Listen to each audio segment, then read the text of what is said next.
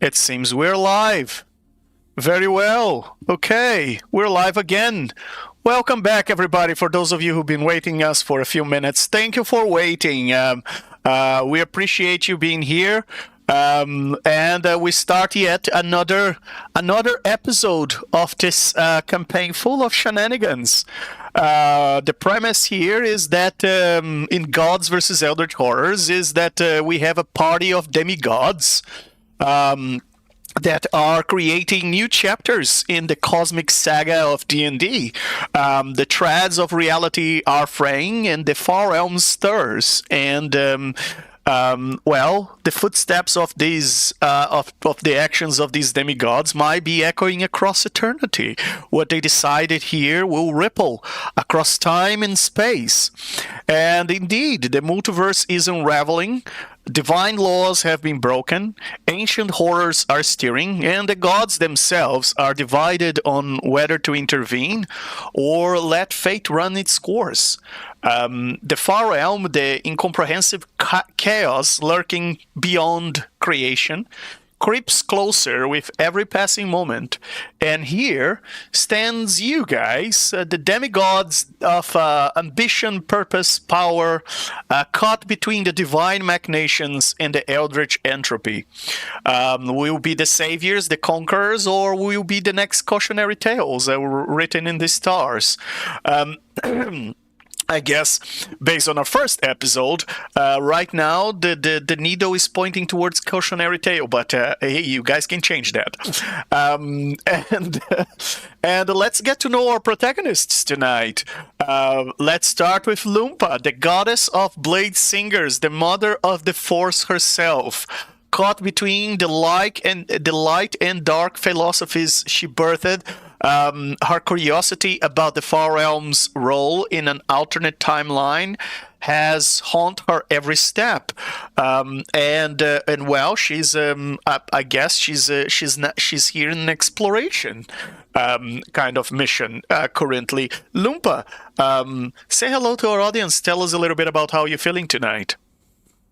Hey guys, I'm still feeling a bit exhausted in this brain dungeon, but I'm glad I have one of my followers with me. These Githyanki, they like to prove their swords, but now I feel like they've been great allies as we further go deeper into this dungeon. Who knows who else we'll find here, but please send your prayers to me. Please believe in the Force. You know, you can join the Weavers or the Twisteds. We're always hiring. Is that a pay? You're always hiring? Are you paying your followers? I'm not sure this is allowed. I mean, in YouTube, this is against the policy. In the multiverse, I'm not really sure. Well, maybe you can run a Ponzi scheme. You can be the god of Ponzi schemes. I'm running up in knowledge and wisdom, but I don't know about monetary gain. We don't need that physical. It would be a good god, a god of multi-level marketing. Anyway, maybe you can start. You can review your marketing strategy, Lumpa. I can tell you, it works for sometimes. Not very sustainable business model, but it might work. And then we have Arlith, God of holistic knowledge, the Mapax cooler musician as well, and seeker of forbidden truths. He has a ship called Destiny that serves as a beacon of curiosity across the multiverse as he travels, but he also has an archaeological site, which shows you that he is a god that is grounded, but at the same time has his sight on the stars. And through his latest discovery, he has become more introspective than usual about his knowledge, as he discovered this book that can only be read in this briny maze. Arlette, say hello to our audience. Tell us a little bit about how you're feeling tonight. Why are you being so pensive about it?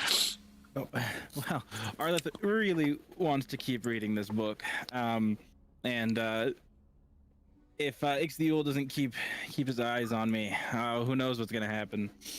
I do have to admit I am getting a little tired, and having to run at a full sprint to keep up with everybody in this dungeon is kind of draining, but we'll make it through. Hey, perhaps your next divinely infused item could be Boots of Speed. Hey, just a suggestion. or maybe a horse. Just get yourself a horse to run after them. I just gotta learn like a summon steed spell, you know. Yeah, very well. Summon steed wouldn't be bad. Although I feel like a familiar would be enough for you. You could just summon a familiar that you're light enough that you could just fly on the back of a nymph or something like that. All right, and then we have Ixtihul, protector of wild magic sanctuaries, our winged druid, Owlin, with 1 foot in nature's chaos, and the other in planar mystery, is in his discovery of this far realm bridge that brought the entire party to this place, has reignited some old memories of battles that Ixtihul has, well, those battles nearly broke his mind. So yes, he's here because he wants to prevent the far realm from corrupting the wild magic sanctuaries, which are, well, the delicious pools of magic in the multiverse for the creatures of the far realm. Ixtihul, say hello to our audience. Tell us a little bit about how you're feeling tonight. I continue to tire of this place, and I fear that it has driven my comrades quite mad. That is all. Yes. Yes, indeed. I think that is a fair observation. And well, it's I guess it's something you can expect in the far realm. Is starting to get used to being mad. Start to get to this comfortable in your uncomfortable zone. We have Aratus, god of harmonic flow, our draconic monk who guides the multiversal balance. His meditations have been disturbed by whispers emanating from this chaotic realm beyond creation. Aratus, say hello to your audience. Tell us a little bit about how you're feeling tonight.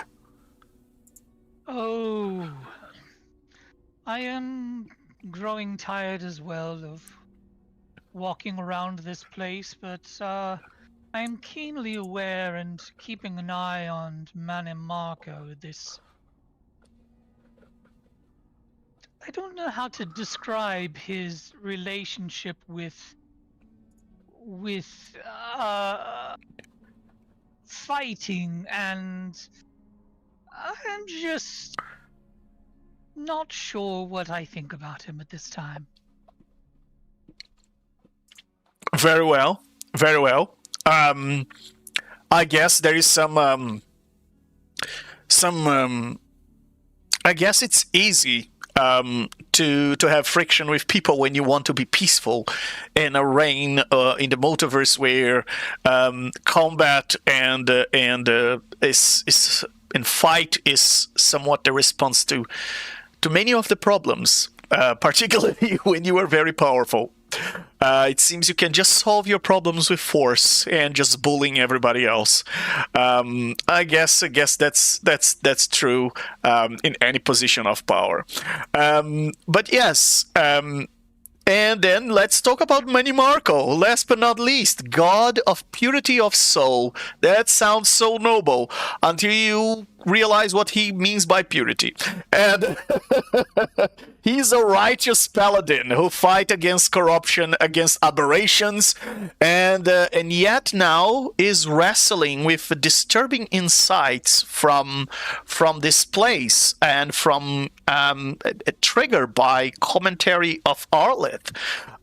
It seems that the Far Realm's infections of soul is quite pervasive, and perhaps its influence in your perception can be somewhat daunting. And he hadn't realized or considered this until last session, but Marco now is doubting that his perception, it is indeed what he thinks it is. are the creatures he's slaying here actually aberrations? In the past, Manimarco has fought against aberrations that tricked him into attack his own allies, thinking that they were aberrations themselves and evil. And those are actions that he regrets to this day. And now that same feeling makes him hesitate in the face of a battle. And Manimarco, say hello to our audience and tell us a little bit about how you're feeling tonight. Marco is currently working through some things, and I'm sure we'll see what the rationalizations that he's come to soon enough. He is definitely not having the greatest time, but I do think his solutions to his problems are not going to be the best. He is not used to questioning himself, and his solution to questioning himself may be dramatic. We'll find out shortly, won't we? Well, I guess no spoilers. I guess we'll figure it out. And thanks, Manimarco. And we also have in this party Ziltar, god of treachery and webs, the spider-bound, who's been trapped in a different layer of the far realm, trying to figure out how he can get to the rest of the party, since his guards have been destroyed since he joined this exploration here. He's a droll demigod whose webs extend into every plane. His curiosity about the far realm is a calculated one, yet even with his carefully woven plans, he seems to be tangled now by unseen forces that trap him in this place. I'm not completely sure if you'll be able to join us tonight, but if he cannot, I guess the character will continue to be trapped in a different layer until that character can come out and figure out how to move to that same layer as you guys are. So for the time being, Ziltar is a bit of a gamble. Is he going to join the party? Yes or no? I don't know. In the far realm, things can be unpredictable. All right, so quick recap of what happened in our previous session. Our demigods are venturing in this maze of this mind-like maze, briny maze, this bizarre dimension with walls that pulse like neural pathways. The maze defies logic. There are several layers, multiple layers of reality in this twisted puzzle, and every time someone uses a teleportation spell, transportation spell, they end up in a random layer of reality. Now, the knowledge you guys have about the far realm is that the far realm has infinite layers of reality, and they are all superimposed on each other. It turns out that you are not in the far realm yet, apparently, because this place has multiple layers of reality, but they seem to be finite.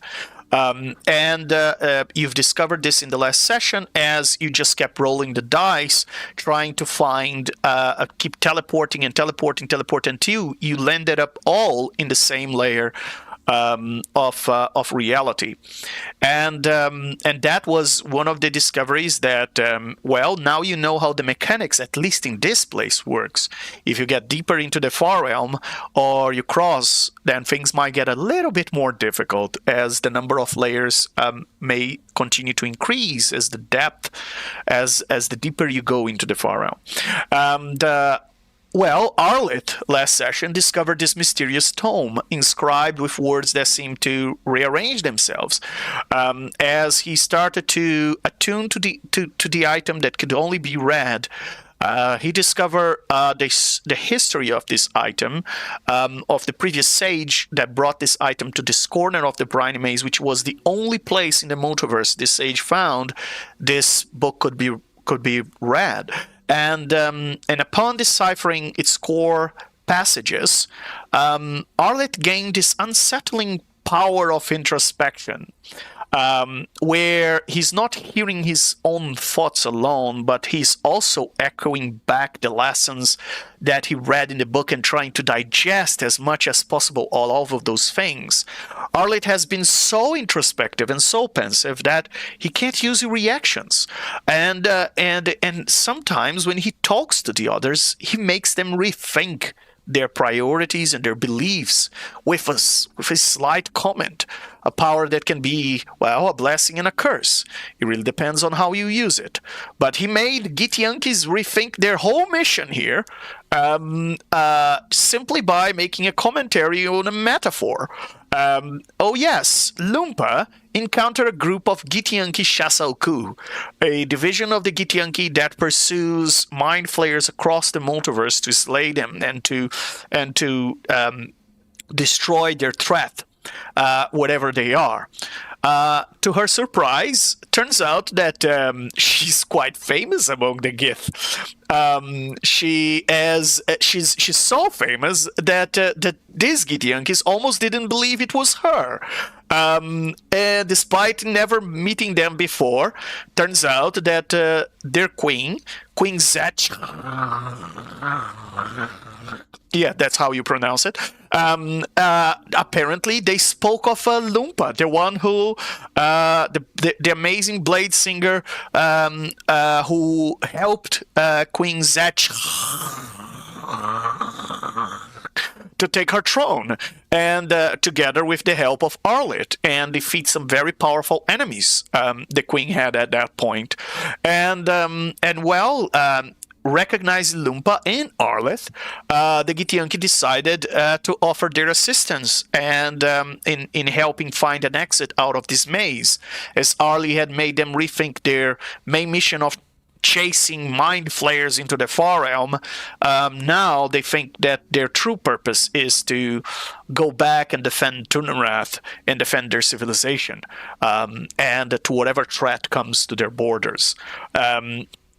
Oh yes, and we've mentioned a little bit before, but Manny Marco, since the dungeon's creatures that he met last session wouldn't attack him out of malice. In fact, a couple of those creatures were so distracted digging a hole that they were not attacking him at all. And this seemed to have created some cognitive dissonance on Manny Marco, kind of a distortion that was perhaps originated from the Far Realm's growing influence on the characters, but Medimarco was left contemplating what purity truly means when the reality itself might be impure or your senses might be tricking you. How can you guarantee that what you are slaying is not an ally or an innocent? That is definitely a line that is very difficult to draw when you don't trust your senses. Finally, the party reached this massive living gate that everybody was trying to figure out how to open. It was a door constructed of neural tissue and lined up with these crystalline veins. And they discovered that on the other side of the maze, there were these two rods stuck to the wall, these two metallic rods. By touching both of them, you would close a circuit, and that circuit would open this gate. And after doing some tests at the cost of Manny Marco's health, the party put a rod of an immovable rod to connect both and to close the circuit permanently between both rods. And by doing that, this neural pathway was open for them. And yes, after solving this, they headed through the gate towards the next part of this blinding void that seems to be more and more seducing the characters to explore further. And yes, the gate is open. The Githyanki stand ready to assist the party, although there are still whispers and voids and things from the void back in this place.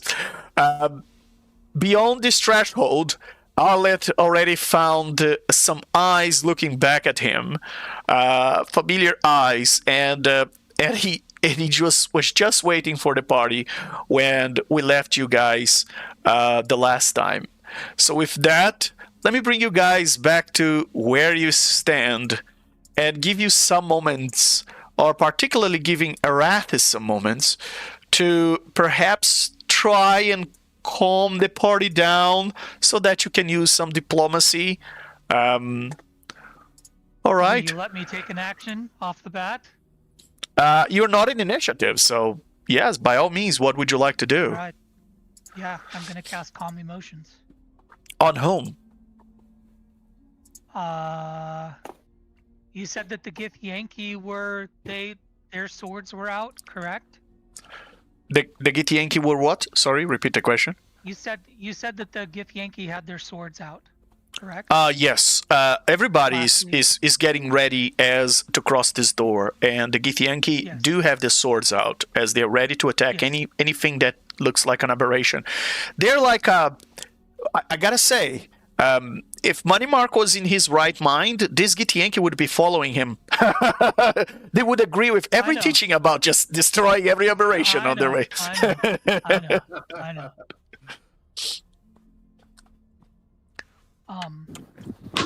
Because I know that I can't successfully calm Manny Marco. I know that that's a task beyond my power. So, excuse me. I mean, you could throw some aspirin on a head wound. Won't fix it. No, but, maybe there's, you'll make the save. It's a DC 16. You can do that in your sleep. You never know. you know, I probably. Let's see, 20-foot radius. I would at least like to try and calm them, so I'll cast Calm Emotions right here. The DC is Charisma 16 save. Very well. You want to calm the Githyanki. Very well. Charisma 16. I do. Yeah, please. I will look at them. They all failed. And, They all put they all sheathe back their weapons. I will. Yes, and they all put their swords back. Yeah, I will put my hands up, and like in a sign of like white flag, like I give up. I'll put my hands up, and say, I know that you are worked up, but if you could give me just a moment to speak with this creature before any violence is to ensue. And he looks back at Manny Marco and the rest of the party. Please, I implore you, give me just a moment. If things get bad, I can't control you, but I would like to at least try and parlay and speak with this creature before we continue. And that's what will cast the Calm Emotions, at least on the Githyanki. God, I'm losing my voice. Arathis will. It just sounds more calm to me. I thought it was good or Yeah. RP. No, my voice is really tired. I've had a 2-day migraine. I've been taking medication for a couple days, so it dehydrates me. So Arathis will, with his hands up, step in here and my friend, we mean you no harm. I am here in peace. May I ask you, what is your name? So, you enter this irregularly shaped chamber. It's very large. There are two sets of huge double doors that lead in the same direction, but the doors lack handles or hinges. A sculpey sphere with an enormous centered eye, waving eye stalks, and a toothy maw floats vigilantly through the area. He turns towards you, and and says in a very almost menacing voice, but he seems to be slightly slow to catch what you are saying. Maybe common is not his first language, and he says, you confusing. I'm Multiverse, guardian of Ilvash, and I'm no allow your intruding. Yes, I slay 996. I remodeling the area. I remove walls. I attack no-mind flares. I eat you. I petrify you. I'm guardian. Okay. I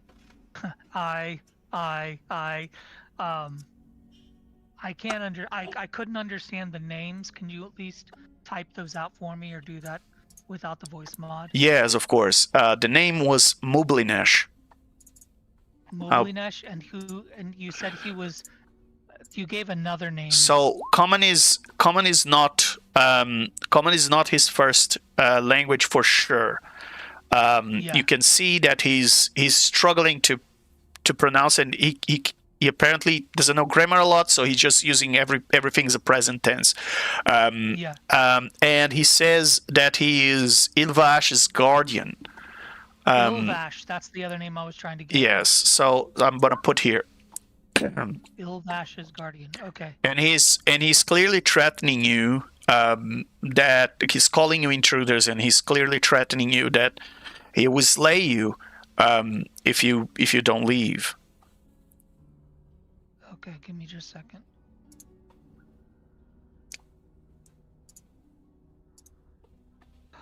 Can we hear this from outside?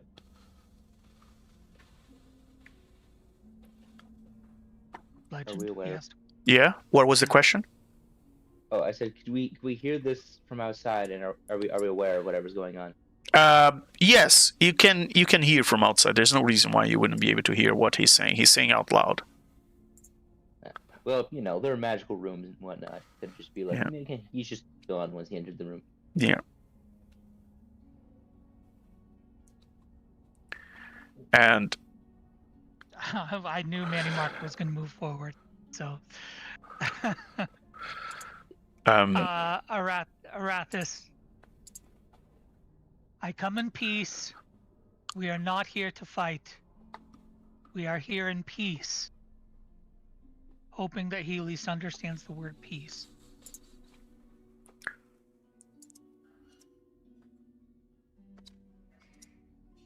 no peace, you intruder. I slay intruder.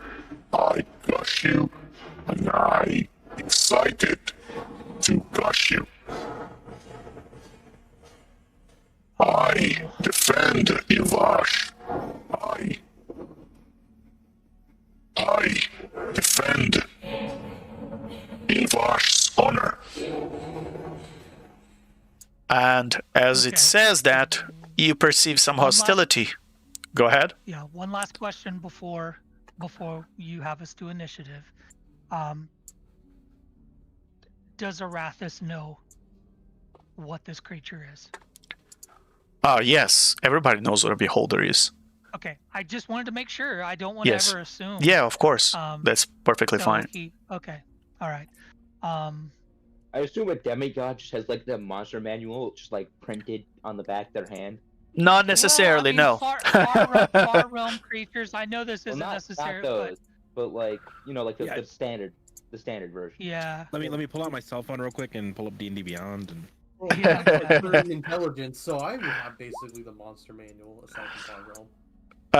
Yes, you might. If you want to know if you know the powers of a beholder, what the beholder is, or any lore about the beholder, you can roll Arcana. All right. You can. Yeah. I'm assuming we're. Yes, we're you can. rolling for You initiative. can click on your tokens and roll initiative. Yes. Oh, okay. I will tell Mr. L to stand to the side as we take out this, as we confront this beholder.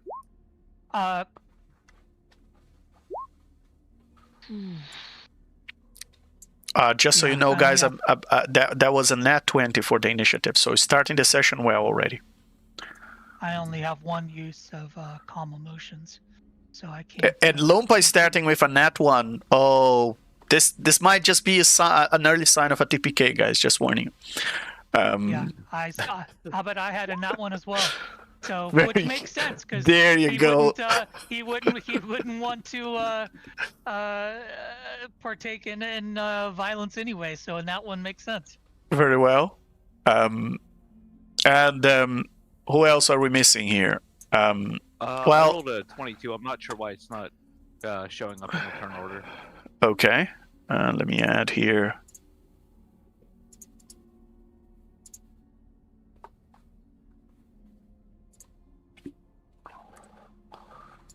All right. About to get an eye beam. Wazoo. And well, the Githyanki are calm, so they're not gonna do anything. They're just gonna stand back over here. And Mr. To be L. fair, I'm sure they really enjoy watching gods fight. That's probably like their favorite pastime. Yeah, they probably well, have if the they time. take damage, they'll pop out of it. But Mr. L may join, Just but gonna sit back he with just feels popcorn like he's until then. useless as well as he feels that the Githyanki. All right, and on that note, I guess we start with Moblinash, and let me. I think we need a little bit more of perhaps a little bit more of excitement here.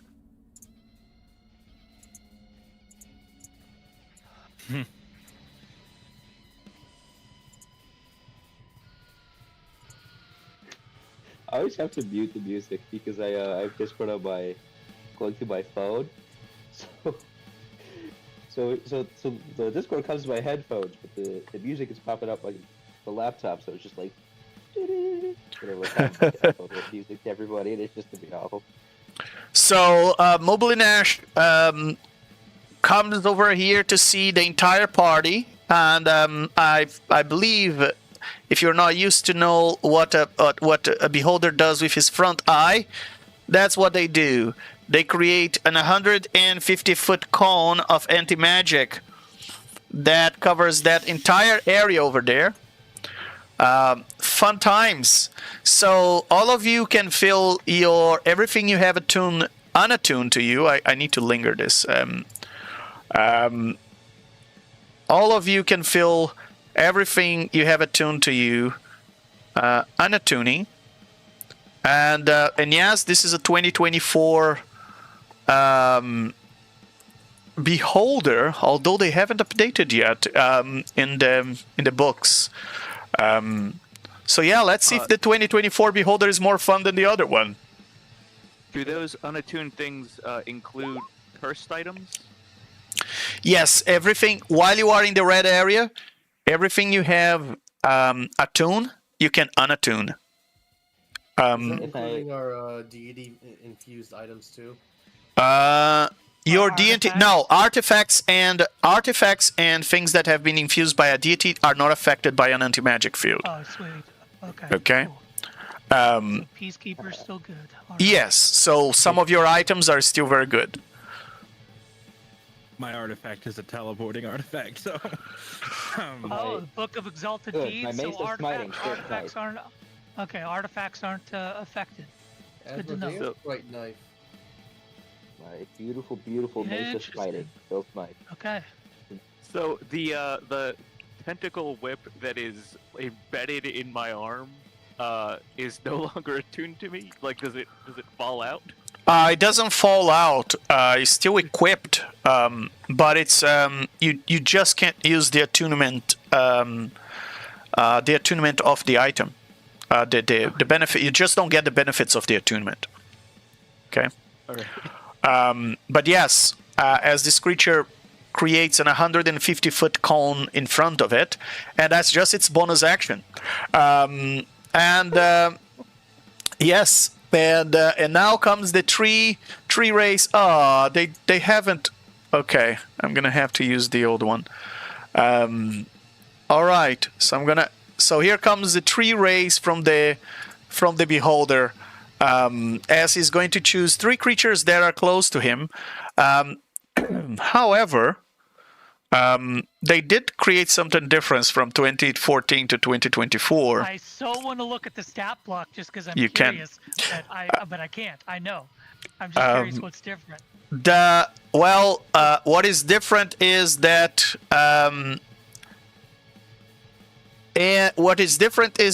the beholder's rays don't work anymore in its cone, in its anti-magic cone.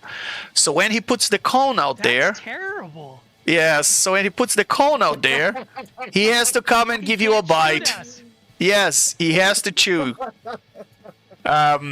So he put the cone there, and now he has to chew you.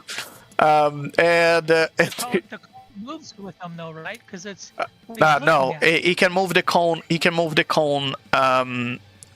Basically, he creates the area from his central eye, and he can move as a bonus action on his turn. Right.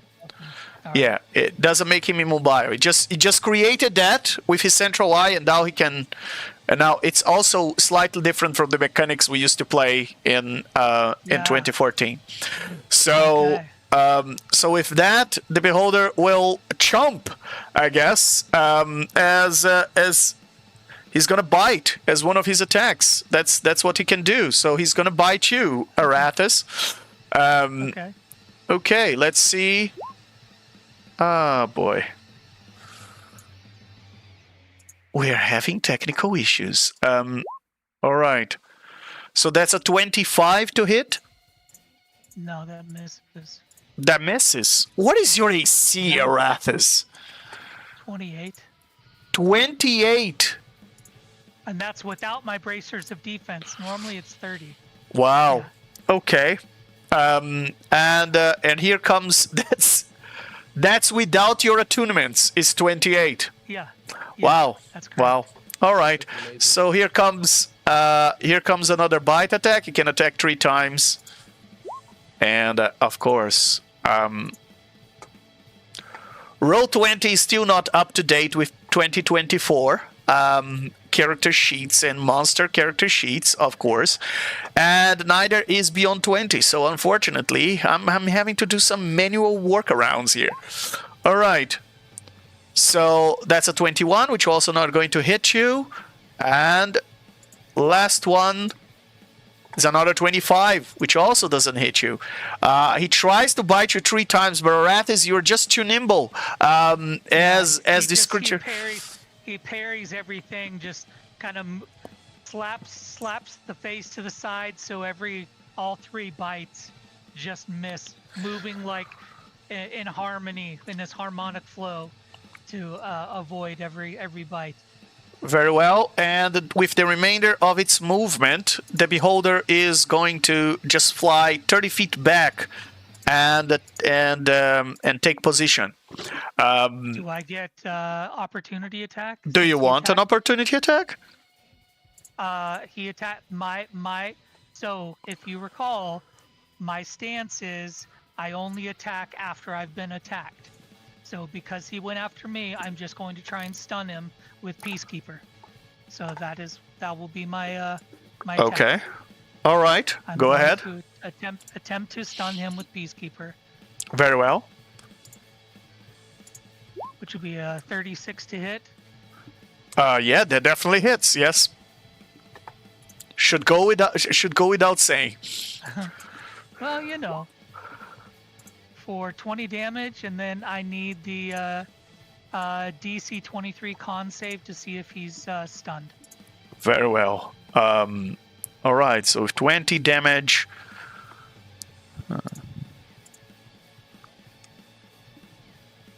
Said con save DC. 23. 23. Very well.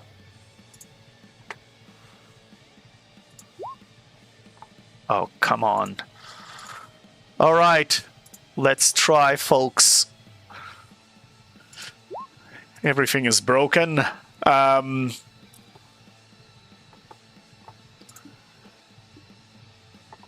It passes. Okay. And with that, that's the end of his turn. XTU, what would you like to do?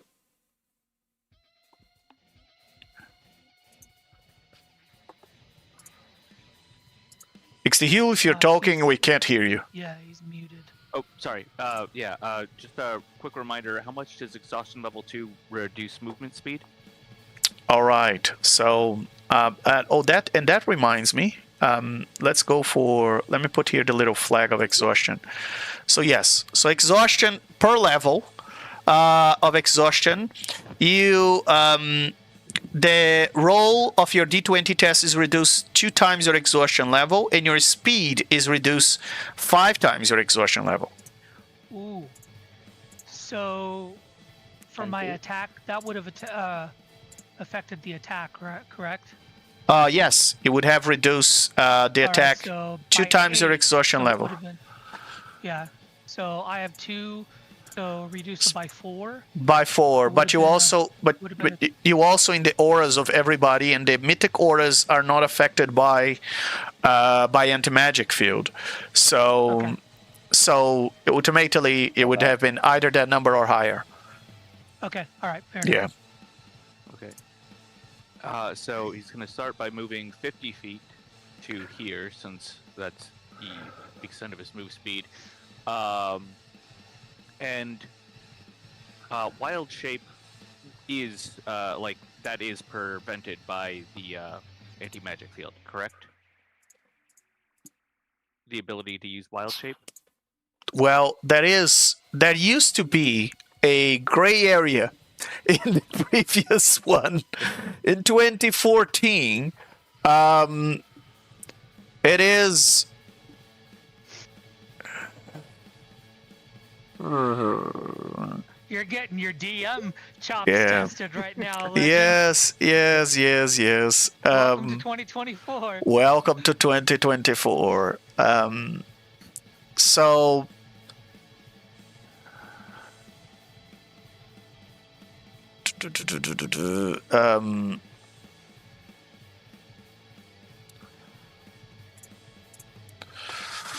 All right. Let me check one thing quickly.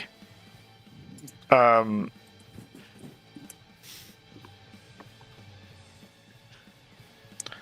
the 2024 anti-magic. Does it require a magic action? It is a. That is the answer. If it requires a magic action to activate, then it's prevented. Spells, any magic actions, or any magical effects inside the aura, and those things can target or otherwise affect anything inside it. Magical properties of magic items don't work inside the anti-magic field either. Areas of effect, actually, I'm going to display here because for the sake of our audience, areas of effect created by spells or magic. So the field that the beholder created is an anti-magic field, but in a cone shape, and it's on 150 foot. Ongoing spells, except those cast by artifact or a deity, are suppressed in the area. So, while you guys are deities, so technically your spells are not even suppressed in this area. While an effect, thanks to the new wording, while an effect is suppressed, it doesn't function, but the time it spends suppressed counts against its duration. It says no one can cast spells, but ongoing spells by deities aren't affected. Yes, ongoing spells, yes. So if you cast the spell before the area takes effect, then the spell continues because you're a deity. If you cast after the area takes effect, you can't cast inside the area. So that's how I'm reading this. wild shape does not specify in its description whether or not, at least not that I'm seeing. Maybe I'm missing it, but I'm not seeing anywhere if it where it says that it is a magic action. Yeah, so if not a magic action, you can do it. Go ahead. Okay. Well, then at this point, he gets to here and he transforms himself into a triceratops. Very well. The definition, I hope they've made a better definition of magical effect for this, because it used to be something very complicated. You had to ask yourself 10 different questions as a DM before defining something as a magical effect. But now, a magical effect, an effect that's magical if it is created by a spell, a magic item, or a phenomenon that a rule labels as magical. It turns out wild shape, I don't see either labeled as magical either. It just says the power of nature allows you to assume the form of an animal. So, Exactly.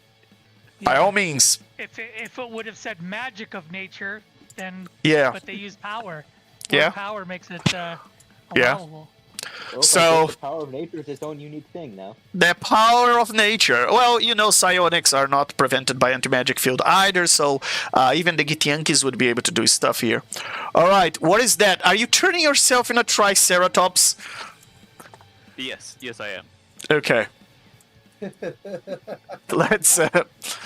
All right. Let me bring a triceratops into the game and give you control over the character sheet. What is the triceratops? That's a bit too big Holy of a crap. triceratops. There you go. Stegosaurus. All right. Don't put it in that doorway. It'll get stuck. Like the token, not actually physically. Very well. And I think that's going to be it for his turn, because I don't think he can do anything else without using, like, crazy nonsense. Very well. So with that, you should have Triceratops added to the turn.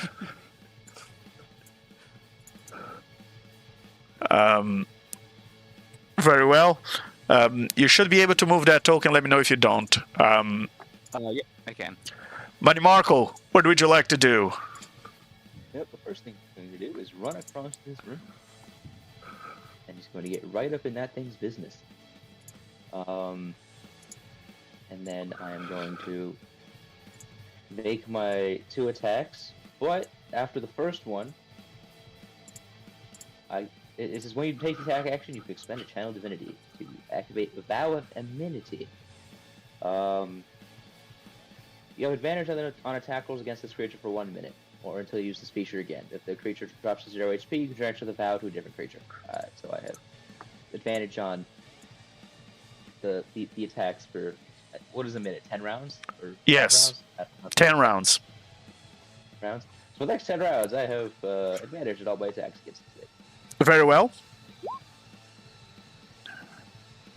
So I can go nat That 20. hits. Yes. Both hit. Okay. The AC here is 18, guys. So just... I can roll. All right. Run more to try and nat 20 fish. I did not get the nat 20 off that one. All right. So roll the damage for the first 2. Very well. And then hit him with the other weapon. The 3rd hit. Very well. Buddy Marco, I have to say... you have advantage to attack this creature, but Yeah.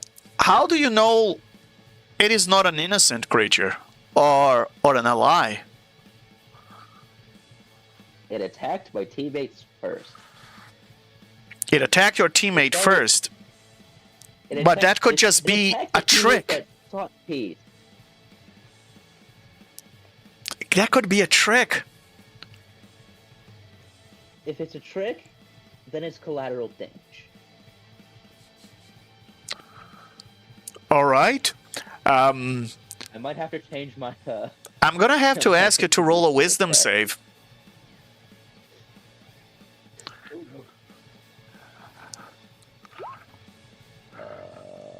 That's a 14. Marco, it seems this place, in order for you to handle the doubt in your mind, it seems this place is turning you into a lawful neutral creature rather than a lawful good. It seems in order to rationalize those doubts and justify your attack, you're having to put yourself in a lesser moral ground than the one you usually stand on. So you're now lawful neutral. Already did. And you can refresh your character sheet. I will break this place. Very well. You are still in doubt, however. You're still doubting your senses. Embrace the change. You're still Character growth. You're still doubting your senses, by the way. So with that, what else would you like to do, Money Marco? Are these all your attacks? 1 second. God damn it. I accidentally caused my window to close while trying to check the rolls. There's the recently closed tab button. And you gotta roll a flat d20 for me because you roll a nat 1 on one of your checks. That was me roll 20 fishing. Or natural 20 fishing. The first attack hit and I have advantage, so the second one doesn't. Oh, okay. Alright. Yeah, So man, you attack twice. You attack twice. Alright. Attack twice so far. So I have, once my thing loads back in, you gotta give me a second for that. Okay. Broke everything. Now I'm the one with technical difficulties. Would you like some technical difficulty song to form an audience? Yeah. I have to restart roll 20 because it didn't open it up back automatically. Very well. Well, we can resolve someone else's turn while we are waiting for you to get back. Lumpa is usually quite fast. Lumpa, what would you like to do? Could I actually use my legendary action before my turn? Yes. At the end of many Marcos? Yes. So I would like just to move my speed, so that's 55 right there. Yeah. For my legendary action. And now I can use my action? Yes. Alright, I will move out of here. I will Blade Song, with as my bonus action now that I'm outside. Okay. Raising my speed and my AC. Do all of my stuff get reattuned again, or do I have to do that separately? No, once you come out, it all starts to reattunes again. It's only deactivated while you're inside the anti-magic field. Oh, okay. Then 1 moment, just clicking all those again. Did the stats. Got it back open. Once you finish this thing, I can. Oh. Go ahead, Lumpa. Alright, and then I have enough speed. As free action, I'm going to take out the Asmodeus Right Knife, since this thing has anti-magic, and I want to use my deity blessed weapon. I'm going to flank this, what's it called? Beholder. Hmm. Would that give advantage on attacks? Yes. Well, Alright. this creature does have multiple eyes, but yeah, it can only be engaged with one, so sure. You're flanking. And if I remember, I can only do my cantrip as one of my attacks, so then Yeah. as my first attack with the right knife, I will do Vengeful Blade with my right knife. Very well. And I know it's a -4, so natural 20. Excellent. You get So inspiration. So I got 5 souls, so that's 64 plus 20, so that's 12. So I gotta do 64 plus 20 twice of the amount of necrotic damage I'm about to do to it. Very well. So that's 12d4 plus 40. So from just the hit itself, it's gonna take 73 necrotic damage, and I have irresistible offense, so I don't Okay. get any resistance. Very well. You do realize you're consuming those souls, right? No, I only consume those souls when I use Annihilation or Siphon Vitality. It's while I hold those souls Okay. in prison, I do an extra D4 of necrotic damage. Oh, yeah. Okay, so for... And how many souls you said you had? When we rolled my 1d4 plus 1, I got 5 souls in it right now. All right, very well. And then we rolled a Vengeful Blade twice. And the 40 is coming from the 12 D4 plus 40? Oh, sorry, it's not. We don't multiply the static damage, correct? No. Oh, then make that 53. I accidentally doubled the static damage. Okay, so just for the sake of our audience, what is the calculation you were using there? How much does your dagger gives damage, and how much are you adding? So since I have 5 souls in it, it's 6d4 necrotic plus 20. Yes. Okay, so you're giving 12 d4 plus 20. 20 is your modifier for the attack. Yes, Dex plus Blade Singing gives me an extra plus 10 static. Very That's well. why I have 20. All right, so that's 12 d4 plus 20.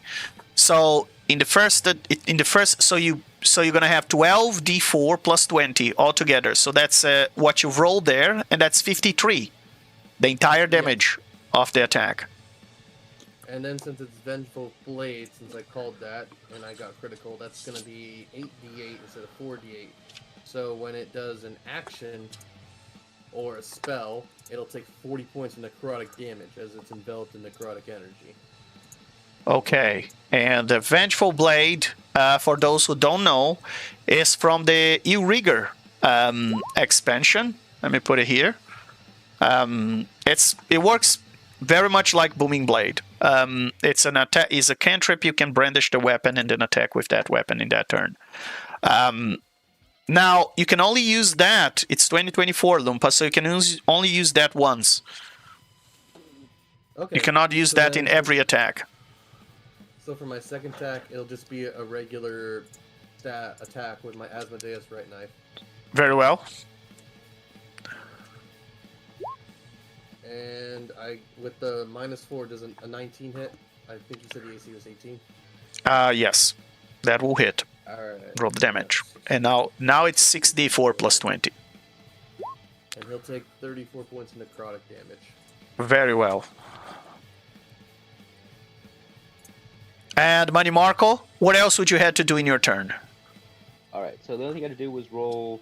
I had to make one more roll to natural 20 fish. Okay. Which I didn't do. In which case I just roll regular damage. And then, Very well. And then once damage is calculated, I'm done with my turn. Very well. So that's 18 points of damage. Very well. And sorry? Plus the original 2 attacks that I made. Plus the original 2 attacks, yes. Those are already registered. Okay, no problem. Very well. So with that,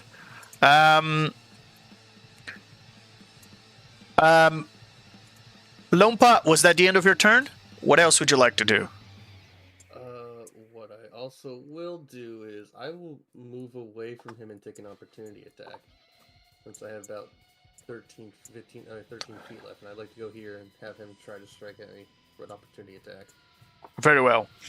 All right. So as an opportunity attack, and as its legendary actions, this beholder will release 3 rays, 2 on Lumpa, 1 on Money Marco, and now the fun really starts.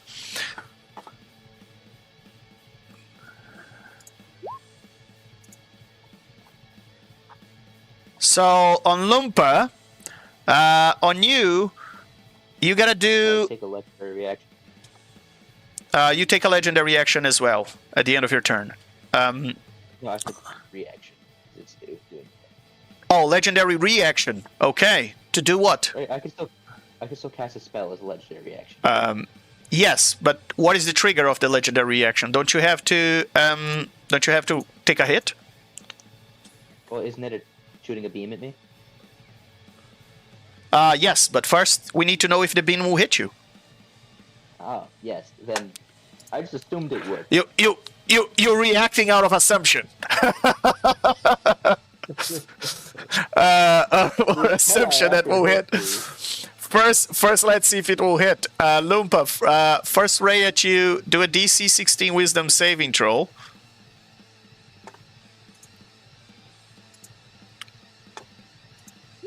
I pass. Mini Marker, how much do you give in your paladin buff for your aura? 1 second, I will tell you the number. I have it open. All right, you pass the saving throw, and you take half a Aura damage. protection is +3 to saving throws. You take half a damage. You take 33 points of force and necrotic damage altogether. I am naturally resistant to necrotic. How much of that is necrotic? So take 7. You take 26. Alright, and then as a legendary reaction, I'm going to move away.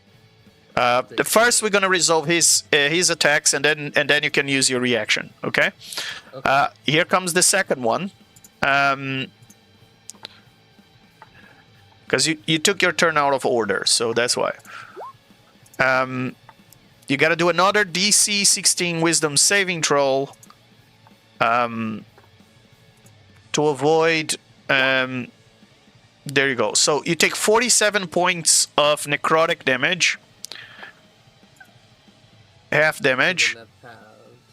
Yes. So you take 24. And now you can move.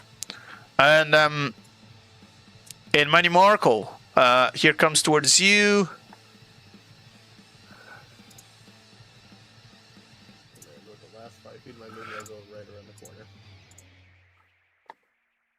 All right, and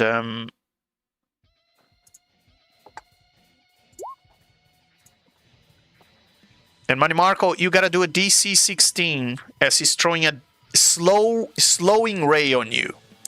DC 16 Dexterity saving throw.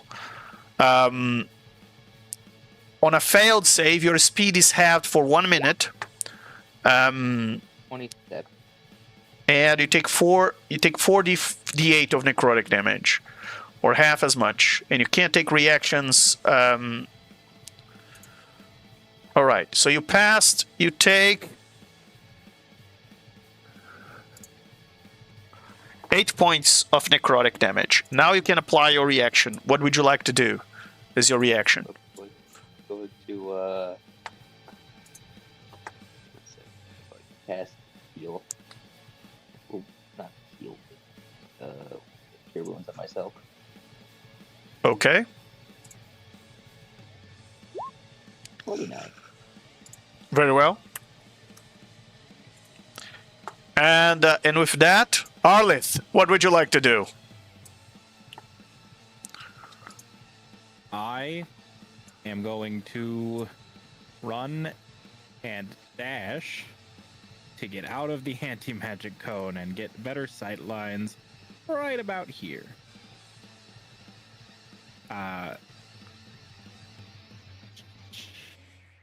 And that will be what I do for now. I'll pass.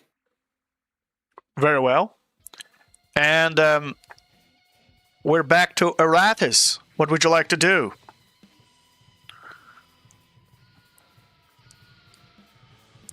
Arathis, if you're talking, you're on mute. I was on mute. Good call.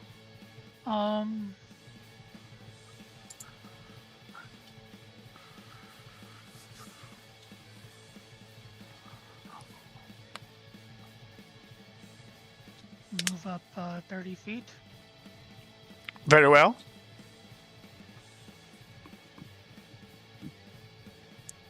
I will look at Manny Marco. This creature does not deserve to die.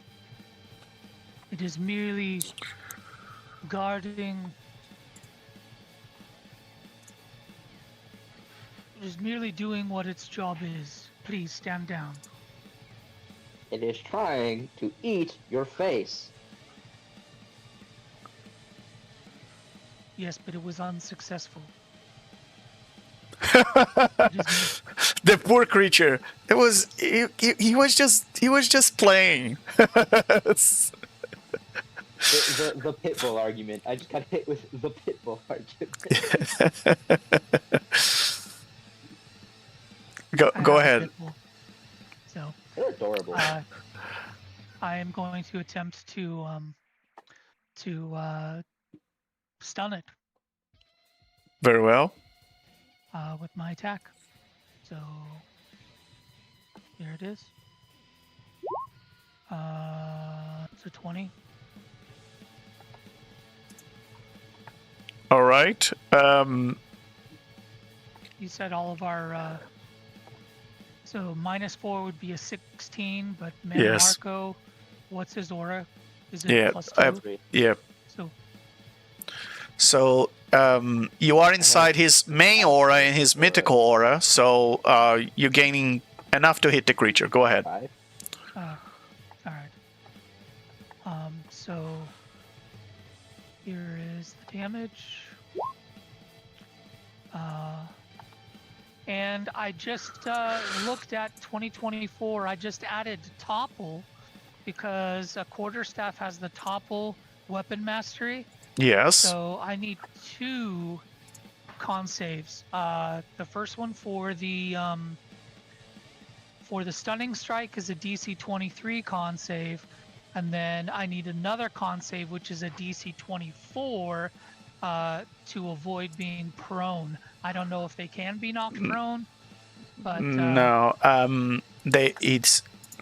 I have to call he would be immune to prone because he can hover. that's fine. Yeah. I just added it to the quarterstaff because Although they did not put that in the stat of the 2024, I'm trying to just roll by the stat, but yeah, it just seems silly that you can. it's your call. It doesn't make sense that it would be knocked prone because he'd just be able to jump right back up. But anyway, give me a DC 23 con save to see if he's stunned. Well, prone now can take down flying creatures in 2024, so I'm gonna give you that. Okay. All right, so it's a save. Crying out loud. 2 saves. 2 saves. For stun and 24 to be knocked It prone. passes both. Okay.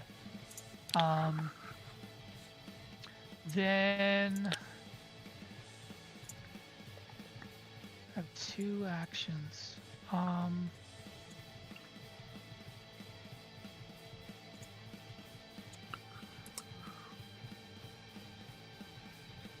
I will take I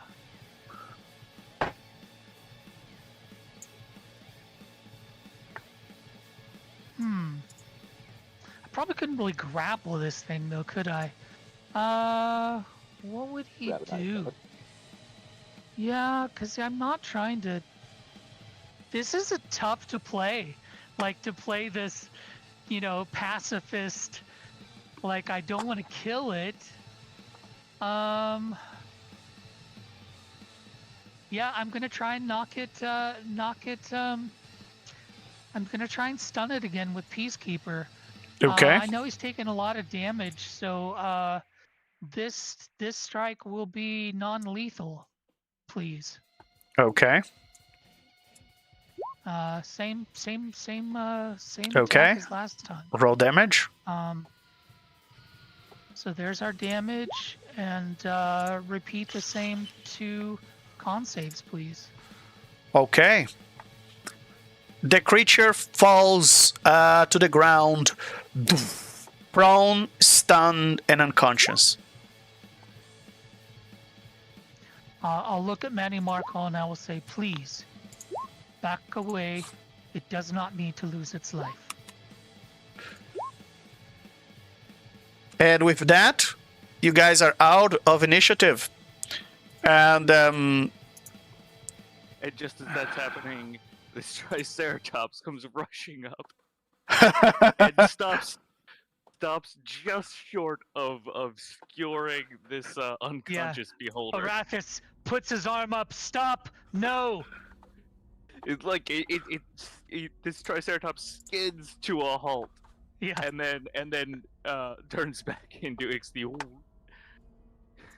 Arathis holds out Peacekeeper like behind Manny Marco, holds out Peacekeeper in front of the raging Triceratops to try and stop it. While they Yeah. do that, Loompa will switch from the Asmodeus right knife back to her Sunblade. And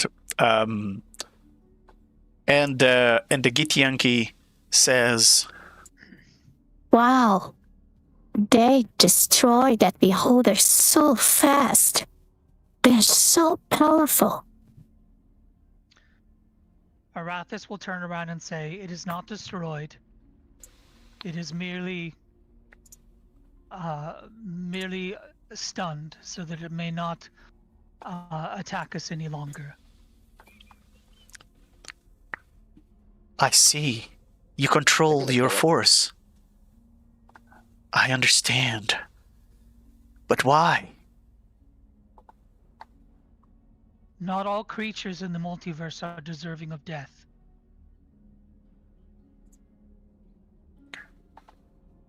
But we are not really in the multiverse, are we?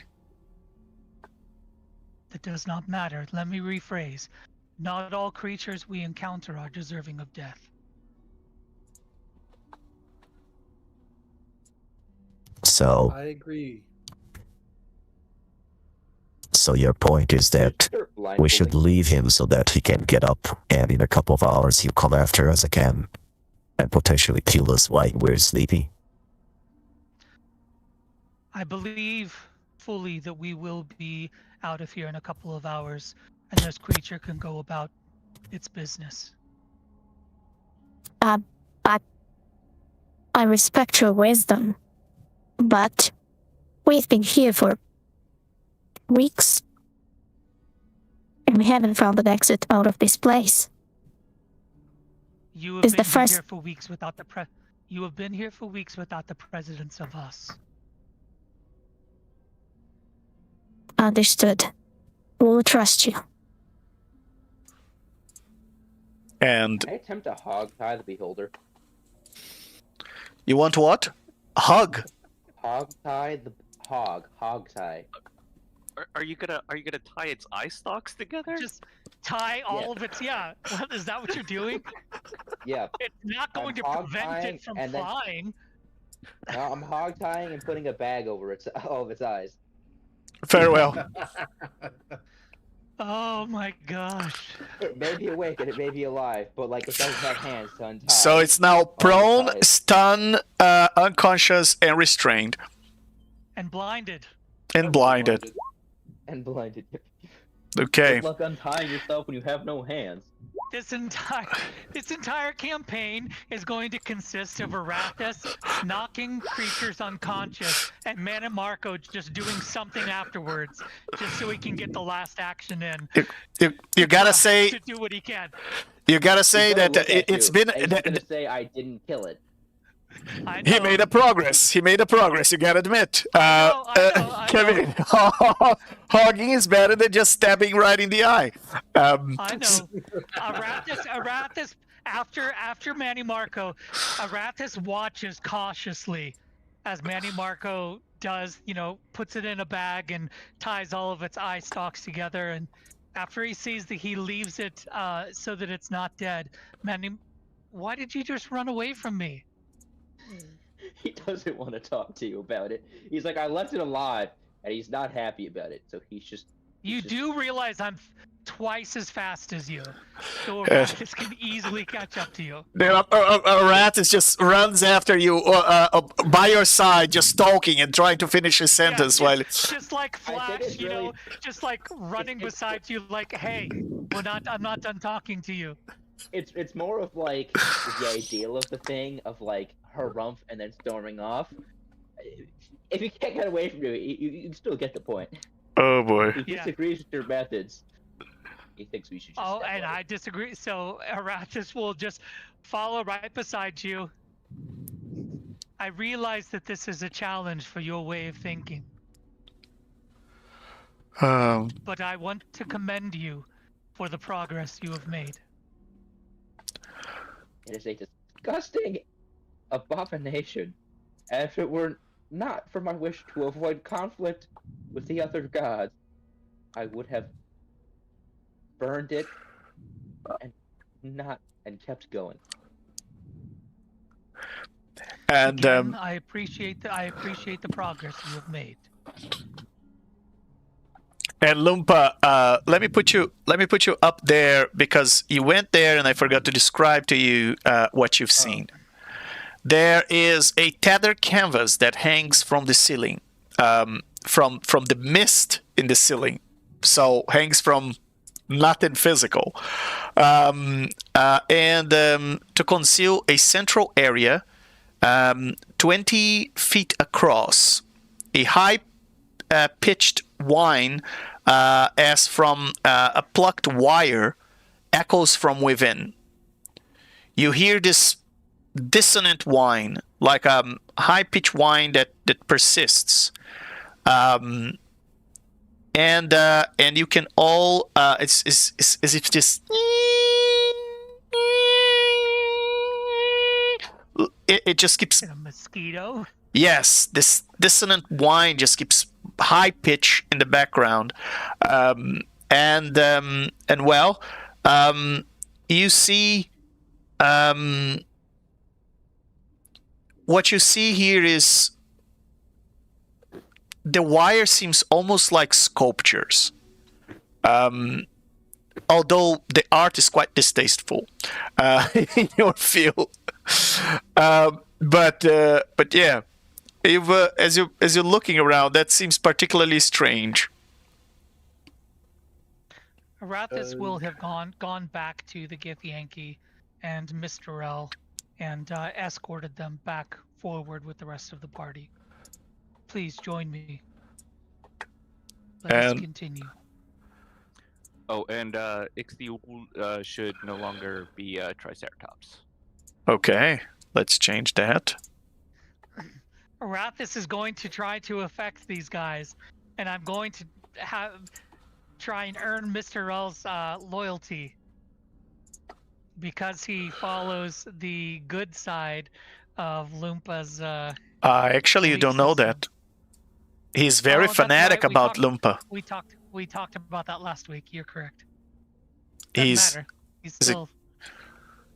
And as everybody arrives here, Mr. L turns to Lumpa and says, what kind of is those looks like mathematical equations. And you guys see the wires just vibrate and whine, as if they are strained, and they make like this box-size cage. And he says, this seems like yet another trick from the Mind Flayers. We should be careful. Or, yes, we shall, but just like those two rods, maybe they are a puzzle to something. Could I do an investigation or an arcana on these things? Yeah, absolutely. Which one should I roll? Investigation or perception, whichever you prefer. I'll do investigation, and I will use a lucky to give me advantage on that.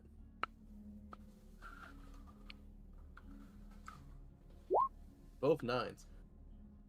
Very well. You think there is danger in touching the wires. Perhaps someone with thieves' tools or a rogue could potentially remove the trap for you. Yeah, those wires are perceived to be dangerous. Aside from your blade singing, does anyone have any experience with traps? As I look to the others. No. There are no rogues in this party. Guess rogues don't really get to be demigods, perhaps. at least not in this party. Unless they steal it. I mean, there's at least one demigod. At least one demigod, you know, is a rogue. Yes, perhaps she's watching. Who knows? quick question, Legend. Just because the player saw it, would Arathis have seen the door back over here? Yes, you guys notice that there is another gate just like the one you've passed by, but you don't know how to open, so you all ignore it and just moved on. I didn't realize that someone had tried. Okay. No, it's like the ones you guys had before, but you know how those gates work. You got to figure out what is the mechanism to open, because almost all of you have tried and test the strength of those gates, and the gates simply don't open until you guys figure out a mechanism to do so. Well, I hit it with a mammoth. Yes. No, the one back here? No, not that one. The one right the here? first one. The first we one. haven't tried this one yet. Yeah, we haven't looked at this one yet, though. Yeah, Yes, when I hit it's the other the one with very mammoth, same. It rocked the mammoth on its Okay. butt. So All right, fair I'm not enough. eager to try that again. Okay, fair enough. while they look at that, I'll say to the other, well, I'm gonna go down this hallway and see if there's someone else that may help us earn item. But be careful with those wires; they seem quite dangerous, from what they sound. And Lupo will start walking this way. To investigate. Arathis will walk with you for just a moment. Hold on, and cast Sanctuary on you. Oh, thank you, Arathis. We never know what we'll find in this hallway. Very well.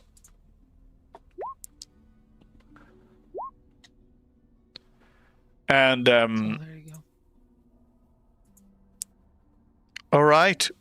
Anyone else wants to investigate this or do anything else in this room while you wait for Lumpa? Yeah, I'd like to make. You said we could do either investigation or perception. Yes, On the either one. wires? Yes. I'm gonna roll perception. Oh, well, that's a nat 20. You get inspiration out of that. I already have. Does anyone else need? I could take it. You've got it.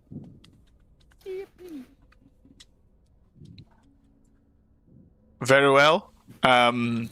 Thanks to you, you've realized the very same thing that Lumpa does. That these wires seem to be some sort of art project. It's a vast and complex web of taunt wires. They seem to be inspired by some sort of weird mathematical equations. There's something otherworldly about it. And you think that if any of the wires are touched, they will snap some sort of psychic attack or something like that. So you don't know exactly why there is this cage made of wires here in the middle of nowhere. But yeah, it seems that it's trapped, so it might be protecting something inside. Who knows? Yeah. Arathis just circled around it just to look at it from all angles. And Cthulhu relays the information that he's gleaned to all the others in the area. So Very well. And Lumpa, where are you going? As I start to slowly explore down the hallway, what do I see while I'm in this hallway? Do I hear anything? No. You just you see two passages, one going north and south in the map. Okay, I haven't detected anything from my true sight or blind sight yet. All right. No. I'll go south as I walk through. As I go down to the south one, what do I see here? Very well. You find what seems to be a massive junk room. There are furniture here and other supplies. They're stacked haphazardly in this area. The pile includes a spiked divan, a table with a single central leg, and a clockwork machine with the gears fused together. A toppled work table at the back of the room is all but obscured by the clutter. And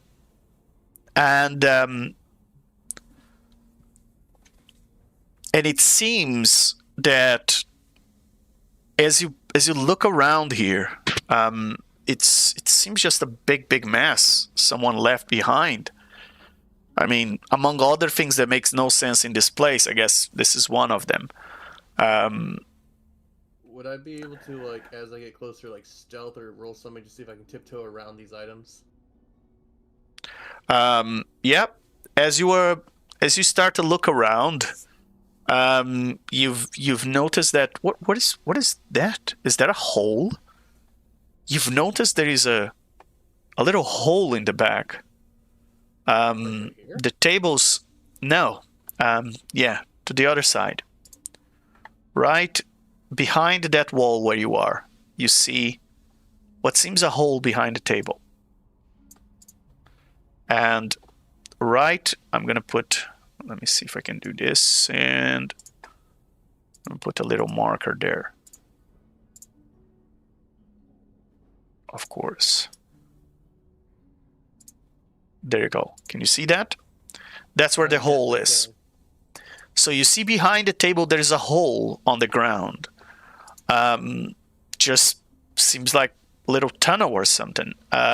It's as you can see, the hole is about 6 feet across.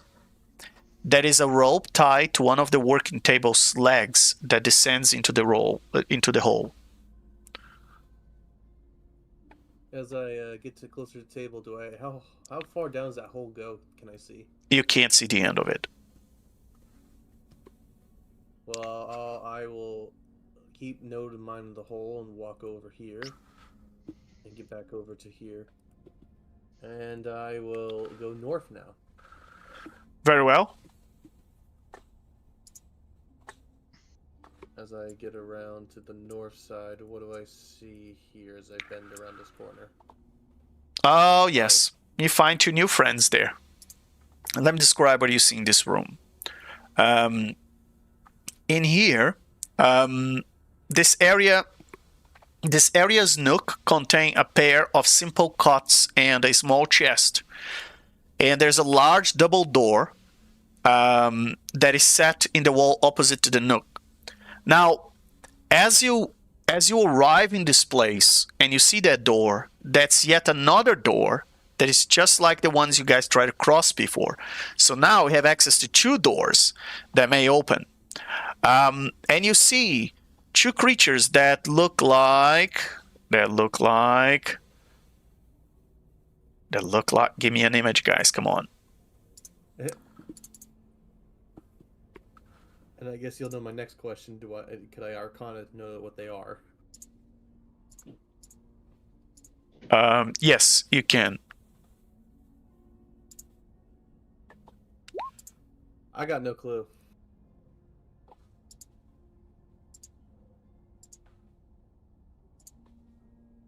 Oh boy.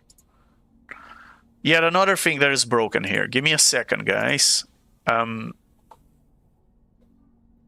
It's just rolling that one on an Arcana with plus 24. Ah, that's funny. Ah, that's funny. My lowest is a 20. My lowest is a 25. Yet I know that means critical failure. Oh boy. All right. You have no idea what these creatures are. They are some sort of aberration. They look like creatures that have been humanoid creatures that may have been distorted by the energies of the far realm. For whatever, I gotta. There you go. Let me. This is how they look like. Oh. Well, a god's failure is man's best, so. So this is how they look like, and they've and they're standing there. And the moment they see you, coming up, they say,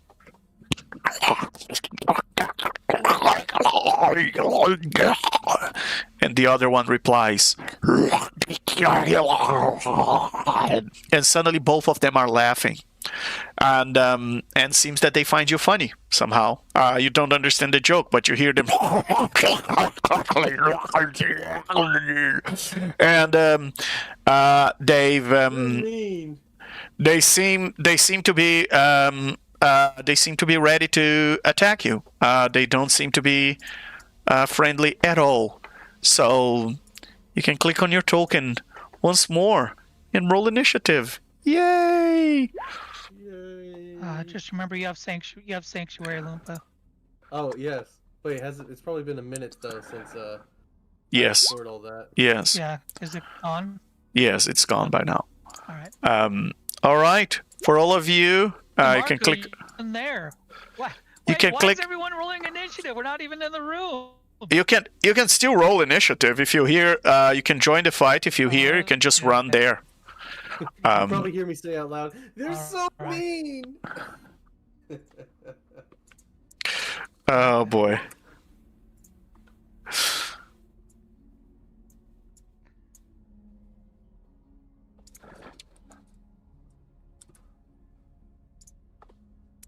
All right. So, with that,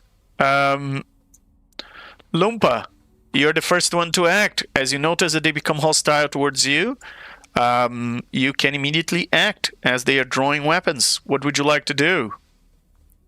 I look at him. I go like, "Oh, you hideous creatures. Let's see. You need a little bit of a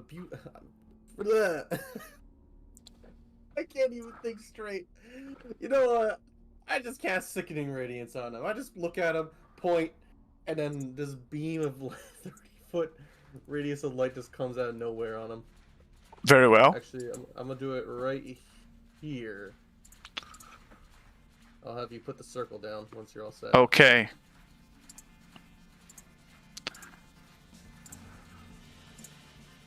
You're casting Sickening Radiance, right? Yes. Oh, do you want me to Okay. that down? That's all right. Yes, if you can put it in the chat for our audience, that would be great.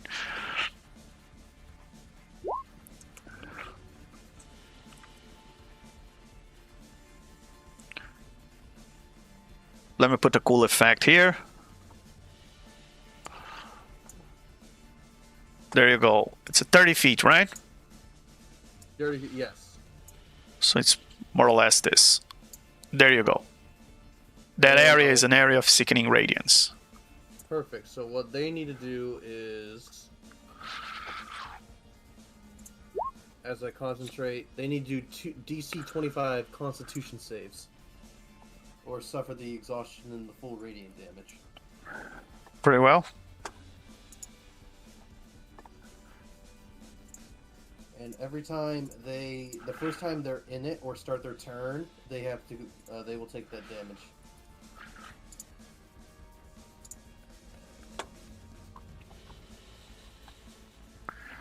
Very well.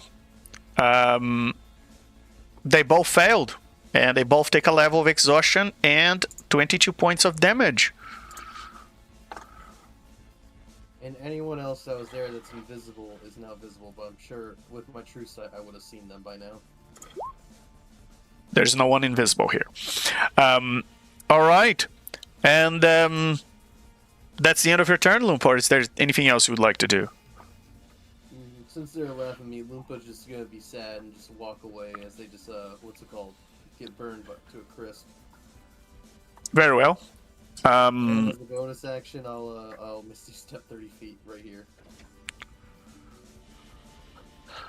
And Loompa, suddenly you look to the side and you see the wall near you just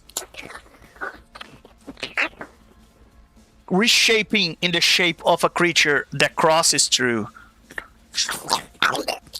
As if the creature could cross through the walls here.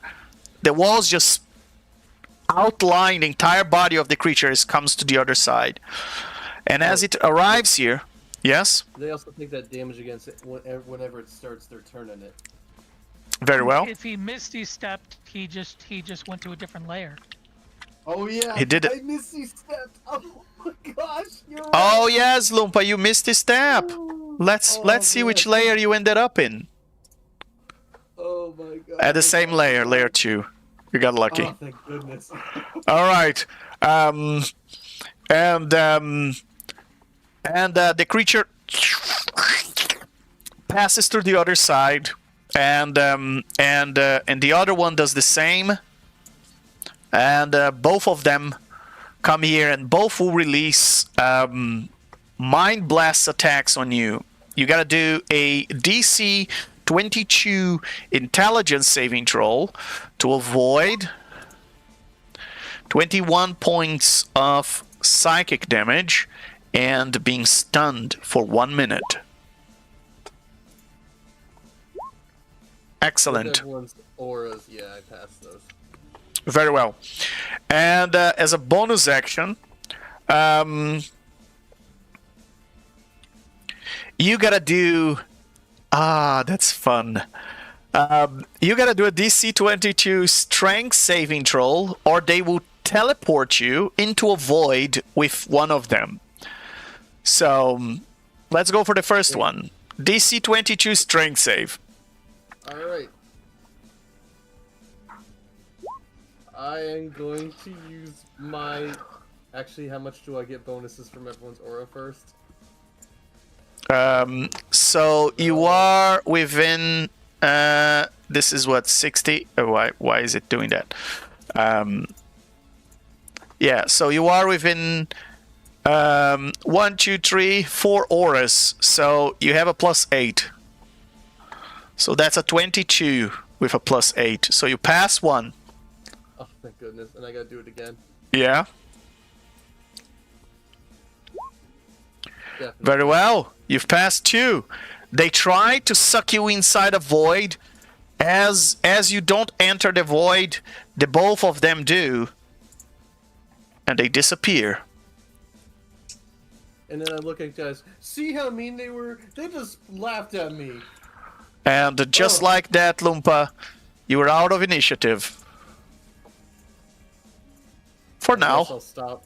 I'll stop the sickening radiant. If you just see the glow from the other side of the wall. And just like that, you were out of initiative. For now. They teleported to a different layer, most likely. So they might come back. Oh, they're probably following us, guys.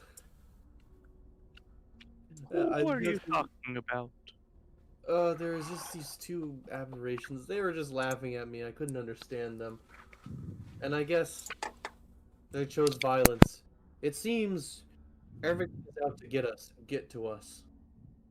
It seems trying to be peaceful isn't the first option we should be doing here. But also, I found a hole that we could travel down. I tend to agree. He's just looking at you like you're clearly insane. Just gonna take a step back. Oh, well, you can follow me. I found it in this room that looks messy. Almost like there was an inventor here.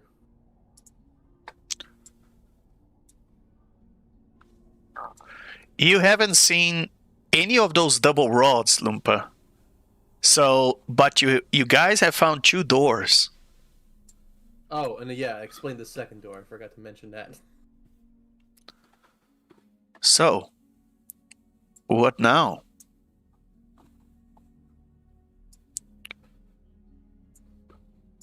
Well, while I investigated, did you guys find anything new about these wires? And Ixtiul is going to fill in Loompa on what he's gleaned about the wires. Very well.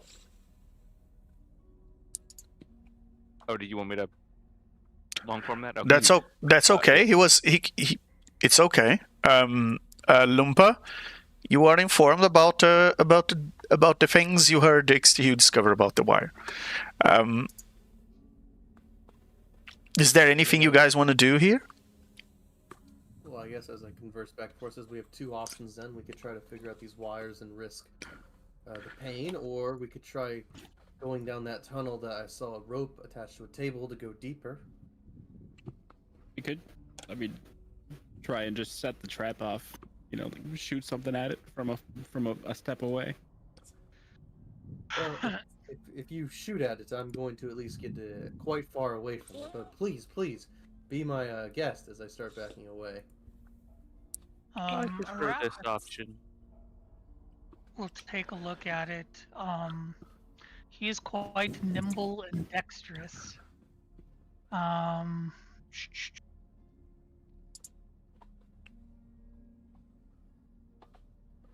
Can you describe to me again what I'm seeing? Legend, I was Of from the course. initial. There are wires. Just tell me about the wires again. Very well. So this is a tattered canvas that hangs from the ceiling to conceal a central area 20 feet across. A high-pitched whine, as from a plucked wire, echoes from within.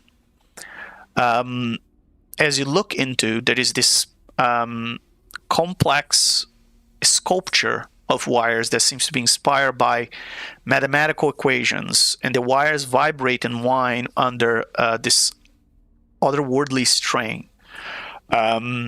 There's this discordant noise that keeps coming out of it, and it's you guys notice it's bothering you guys somewhat, and what you guys discovered is that seems to be some sort of trap. Okay. All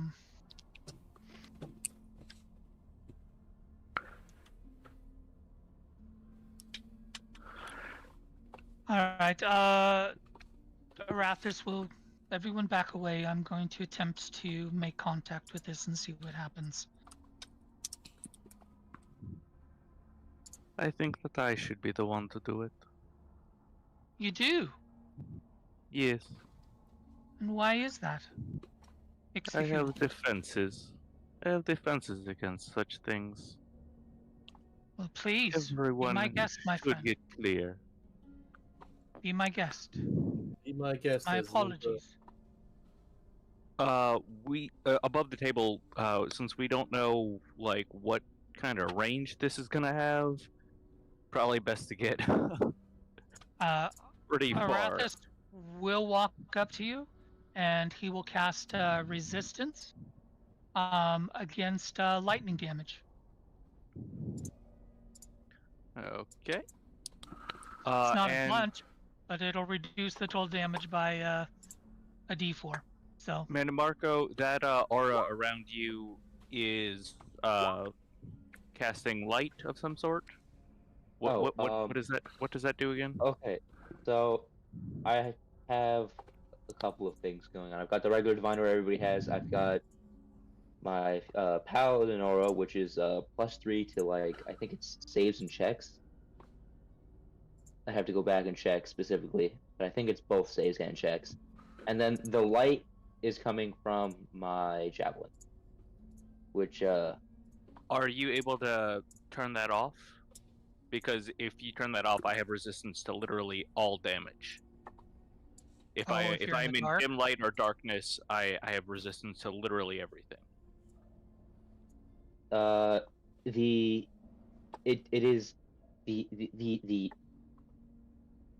javelin is also giving advantage on saving throws against spells and magical effects. Okay, yeah. So I'm not sure if you'd prefer to have it on or off. Yeah, I think that balances out with the spell that Arathis just cast. I think that that ends up as a net plus. I'm thinking up this hallway here is probably the best place for everyone to be. Except me, I have to stand within 10 feet of you for the effect. Well, right, but I mean, I'm gonna be up here because I'm gonna be hitting this thing from 60 feet away with spells. Oh, okay, that's fine. Oh, So, okay. Arathis will come up here. Yeah. Next to Loompa then. Yeah, Lumpa's back away and she's waving. She's gonna go right over to here. And let's get all the get Mr. L and all the Yankee out of there as well. Oh, they are. Very well. Good old times, right? Well, they are. And he's gonna start by casting Guardian of Nature. At where is it? There it is. Boop. 4th level. He's gonna be taking the Great Tree variation on that. Oh, I love this spell. So, This is you know, Mitch has this spell. This is great. yeah, his feathers turn into barky scales. Leaves start from between the feathers on his head, whole 9 yards, and he gets all kinds of bonuses plus 10 temp hit points, and then he points one barky feathery finger at the wires and casts Starry Wisp. A little drop of starlight appears at the tip of his finger, flies out, and shatters upon the wires. Very well. And as it does, 35 radiant. you hear the sound. You see that one of the wires snap, and you hear the sound of this discordant noise just spreads through the room, almost as if something is glitching. You just hear.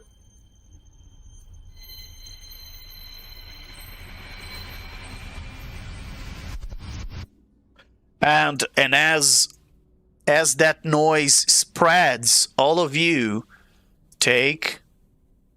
You got to do a wisdom. No, sorry. You got to do a wisdom 18 saving throw to avoid 29 points of psychic and 28 points of thunder.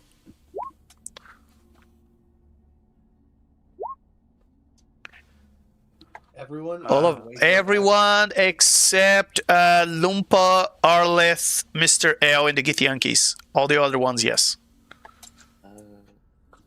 I am resistant to psychic damage. Okay. So I'm taking half of that. All right. How much was It's it again? 18. The pass is 18, so all of you passed. So you take for the psychic you take 7, and for the thunder you take 14, so you take 21. All of us together. Is everybody? Are Arathas? Are you resistance to psychic? I'm looking just to make sure. I am resistant to psychic. Yes, Yes, Arathas, I am are resistance to psychic. Psychic. Yeah, and Manimarkle, you're not resistance to psychic. So, both Arathas and Manimarkle, you take 29 points of damage. Oh no, Arathas, you take 21, and Manimarkle, you take 24. And I take 21? You took 21, yes. Okay. And as a reaction, I'm redirecting that psychic damage back straight at whatever its source is. Ooh, Very I well. can redirect it too. Hold on.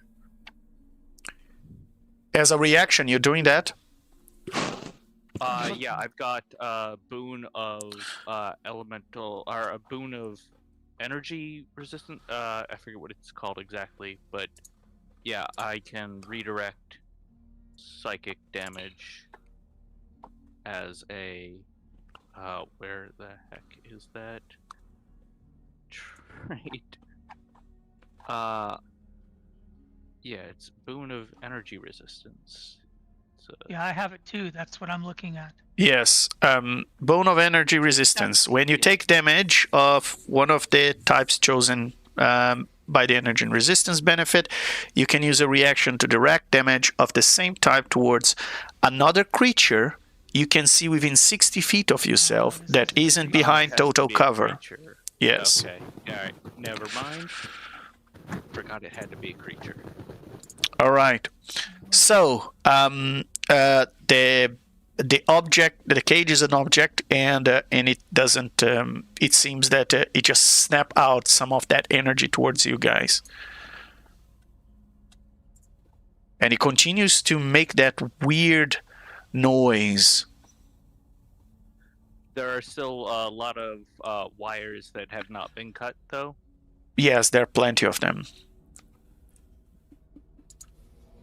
that a noise Sure. I could make with a stringed instrument?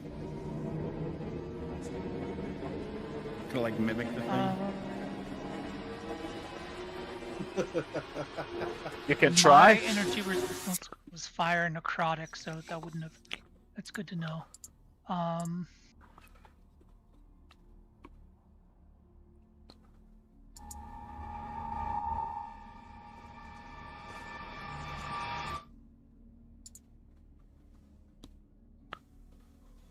And you can Curious. keep hearing these strange noises that this thing makes.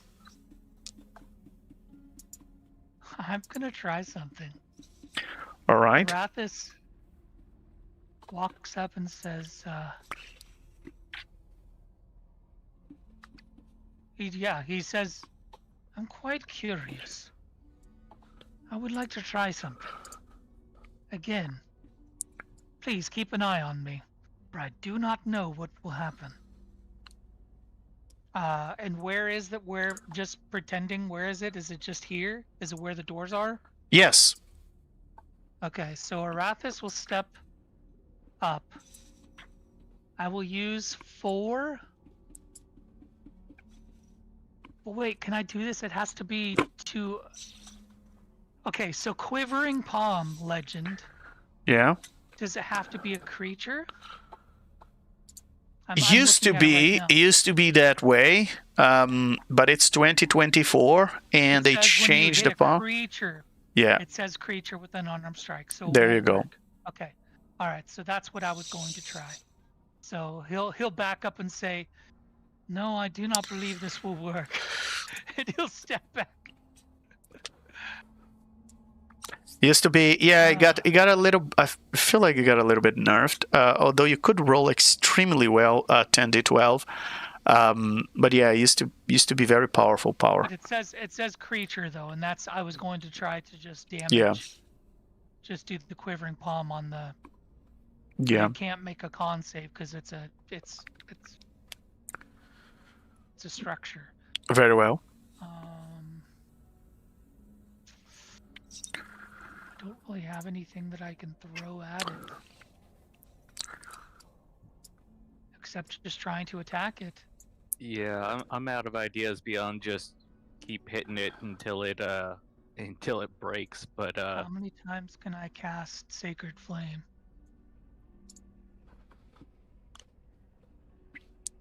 With Magic Initiate. How many? I mean, Starry Wisp is a 8. cantrip. I can hit it with that all day. Yeah.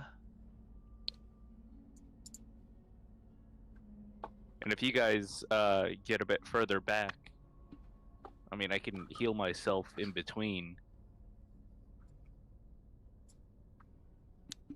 I could hit it from here with a firebolt as well, which is like 5 feet closer. So I hopefully it's still out of range.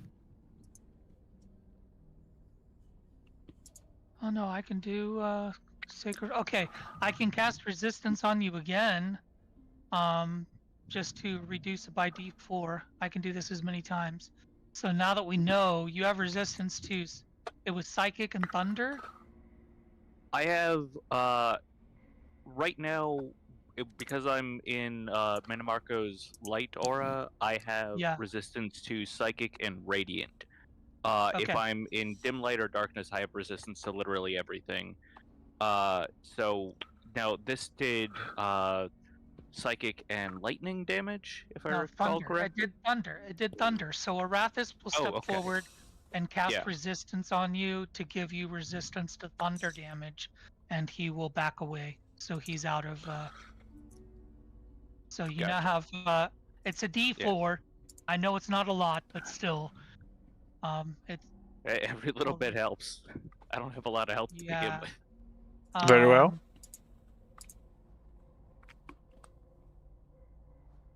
Only once per turn, so I can run up to you every time you cast it and just I have to cast stand within resistance 30 to feet of you for the thing to work.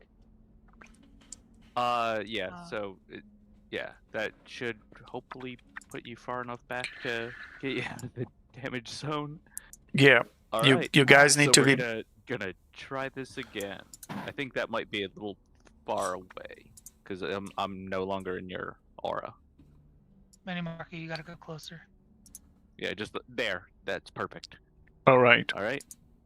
So once again, he points his finger at the wires. Little mote of light appears and flies out, and pew! And you snap yet another wire, and you gotta do that DC 18 wisdom save again to avoid 35 and 30 points of respectively psychic and thunder damage. Okay. Well, now I'm resistant to both.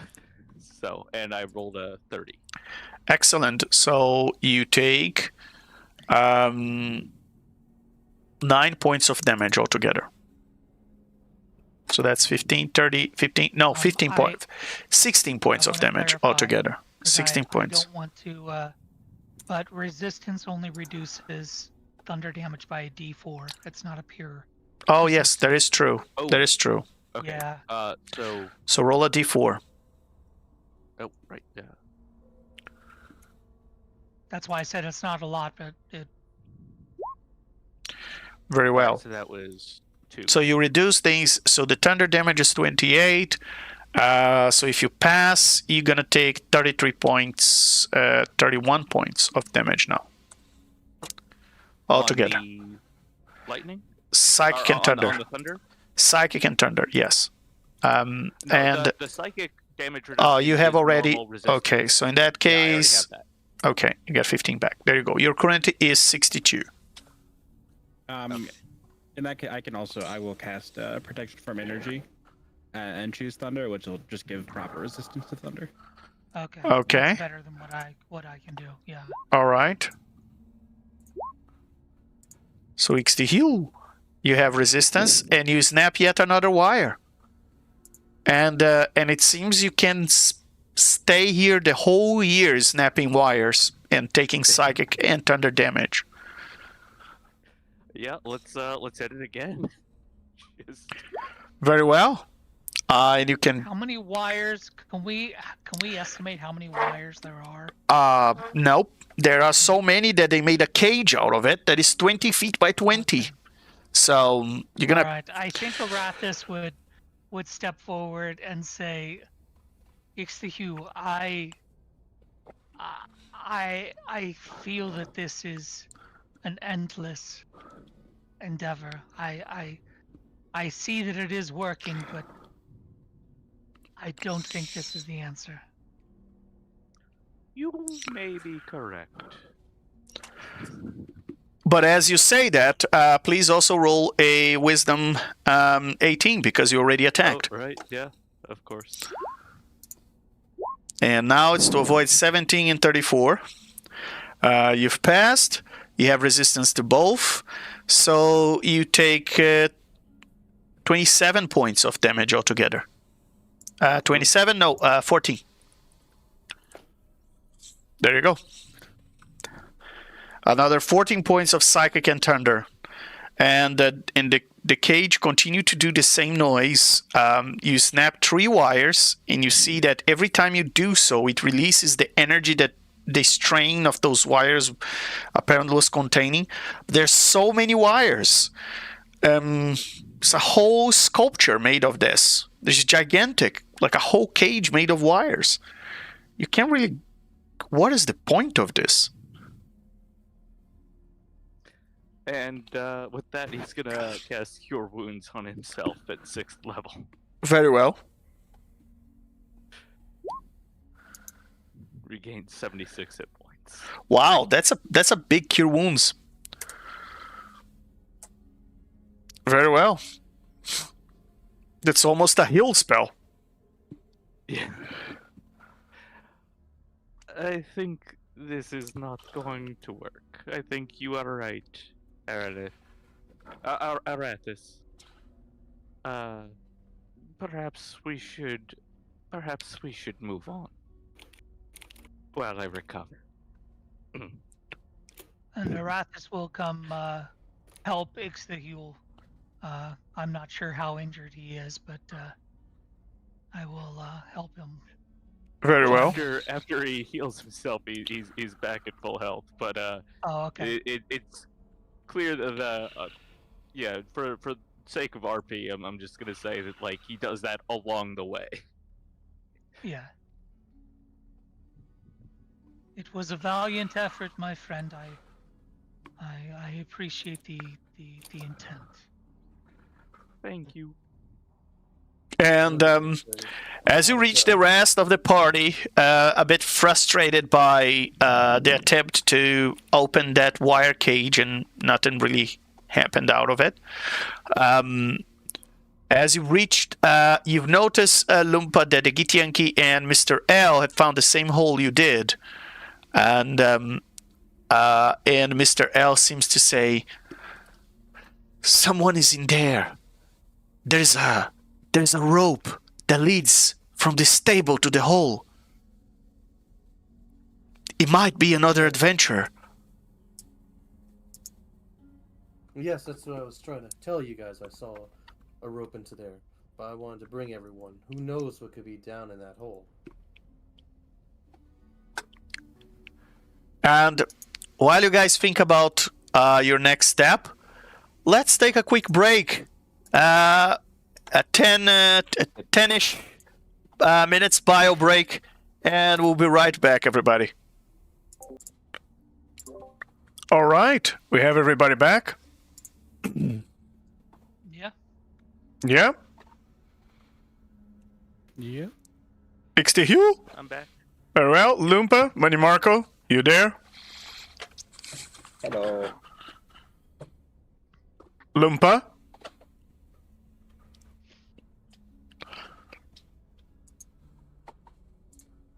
Lumpa is in a different layer of reality at the moment. Mm-hmm. Lumpa! Are you there? No. Okay.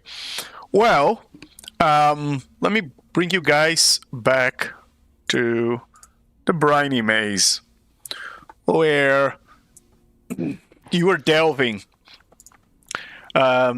deeper into, and it seems the party just found that hole that leads to a place you have no idea where.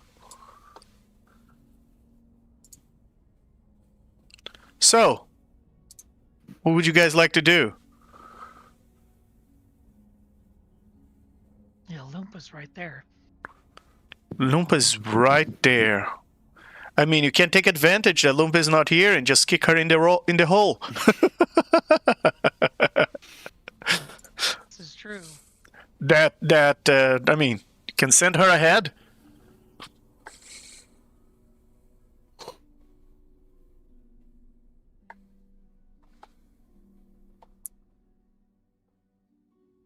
All right, Arathis will move forward to investigate the hole. Very well. Someone volunteer. Okay. After a little bit of an awkward silence. Right yes. Yes, there I'm is. trying to let other people have a chance, but yeah. All right. All right. And Arathis, you want to use the rope to go down this hole? Sure. Yep.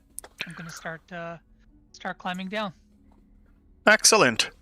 Very well. All right. Roll an athletics for me. That should be easy enough. Can I do acrobatics, or does it have to be athletics? For climbing is athletics. Is you're Okay. climbing down. You're That one. excellent. You hold on the rope, and you don't realize the rope is covered in brine, and the moment you jump into the hole, suddenly both your hands just slip, and you just fall all the way through. When you are when you are about halfway through the hole, falling, you start to realize that you were falling backwards. Wait! how does that even work? And then you go back up, and then you go back down, and just like a pendulum, you just seem to be falling up and down, up and down, up and down. Like a bungee cord. Exactly. And there's nothing attached to you. It seems like just the gravity plane just shifts midway through the hole. So you grab on the rope. They're still attached. It seems to be attached to the other side as well. And you start to climb. So roll another athletics. Strange. 25. Very well. The other side of the rope, you're already expecting some briny stuff, so you come out on the other side. Let me explain to you the scene you see the moment you come out on the other side. Let me briefly explain to you the scene that you see as you come out on the other side. What am I looking at? What you are looking at, this vaulted chamber is coated with slick mucus and smells of rancid grease. The only exit in here that you can see is the hole from where you came from. And there are 2 metal rods jut from one of the walls. Go. And there are 2 individuals that seem to be arguing. One of them is this ancient amethyst dragon that seems to be going particularly crazy. And let me even amplify here his image. And this ancient amethyst dragon seems to be particularly crazy and mad at this mage guy. And the mage guy is saying, "Calm down, buddy, please. You're being very unreasonable right now. This place is messing with your head. You have to believe me." I'm done with your menu. Every day we go out, every day we do the things, and you think you are my boss. You're not the boss of me. Fresh minds adrift in the brine maze.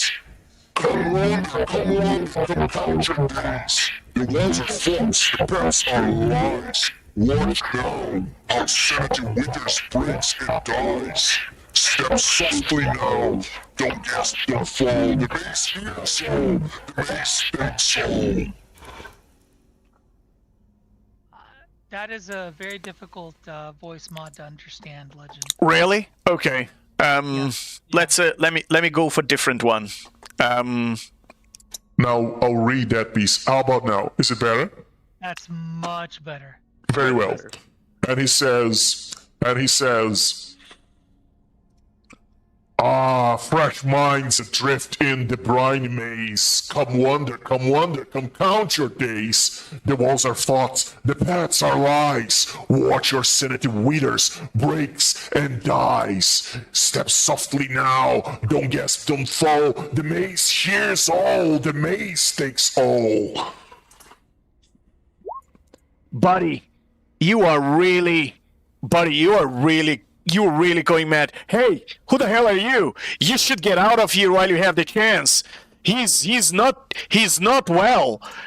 I'm trying to calm him down. He's my friend. I'm trying to calm him down, but this place is messing with his head. Messing with my head?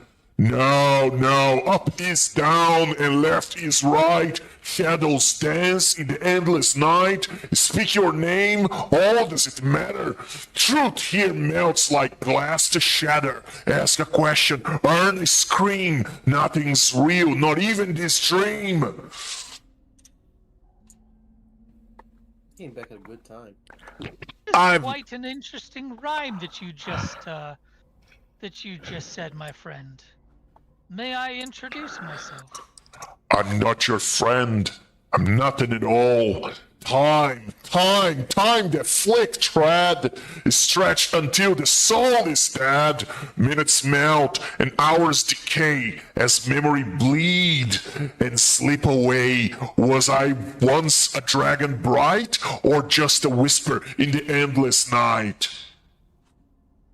Arathis will walk forward and speak to this one, Yeah. realizing that uh, And he steps back and he turns to you and says, "Seriously, you don't understand.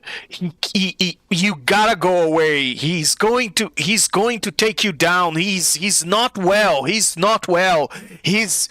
He grown too big and now he can't get out of this room, and we've been locked in this crazy place for way too long.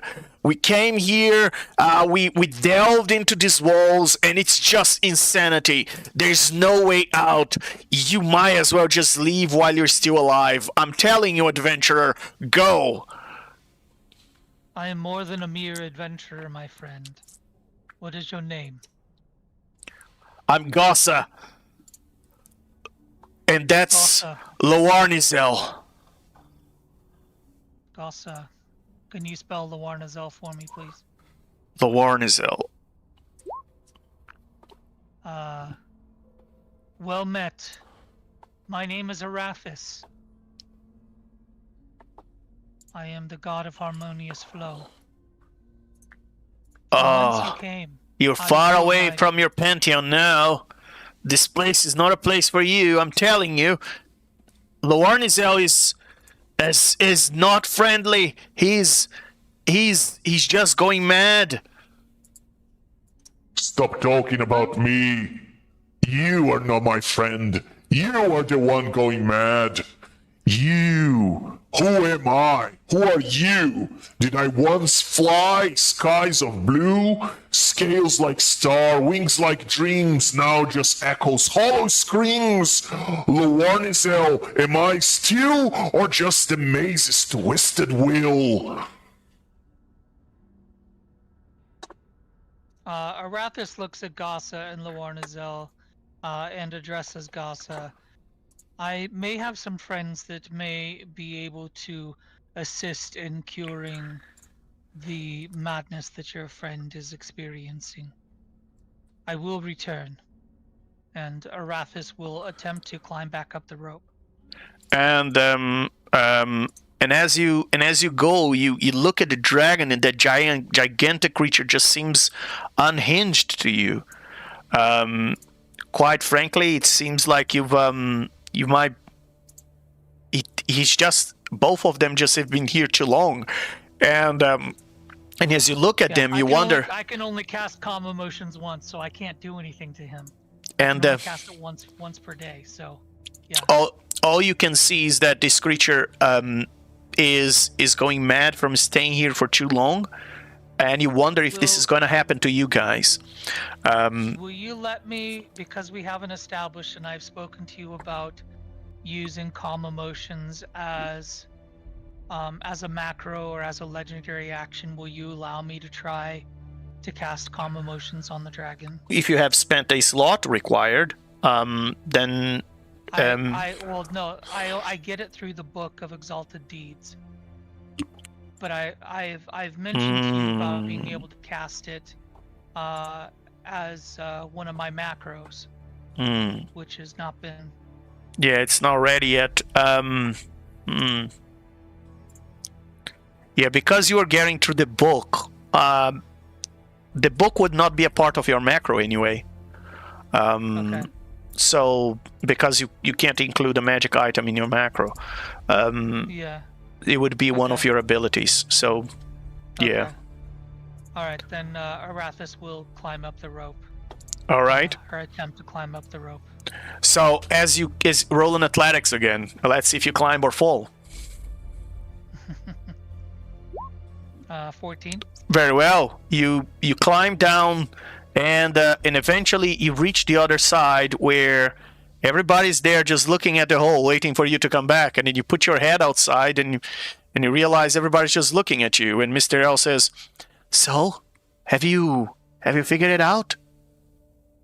Well, there is quite an interesting predicament. I did find 2 of those rods, which we have found before. However, in the exact same room, I didn't identify what you said that Gossa was a mage.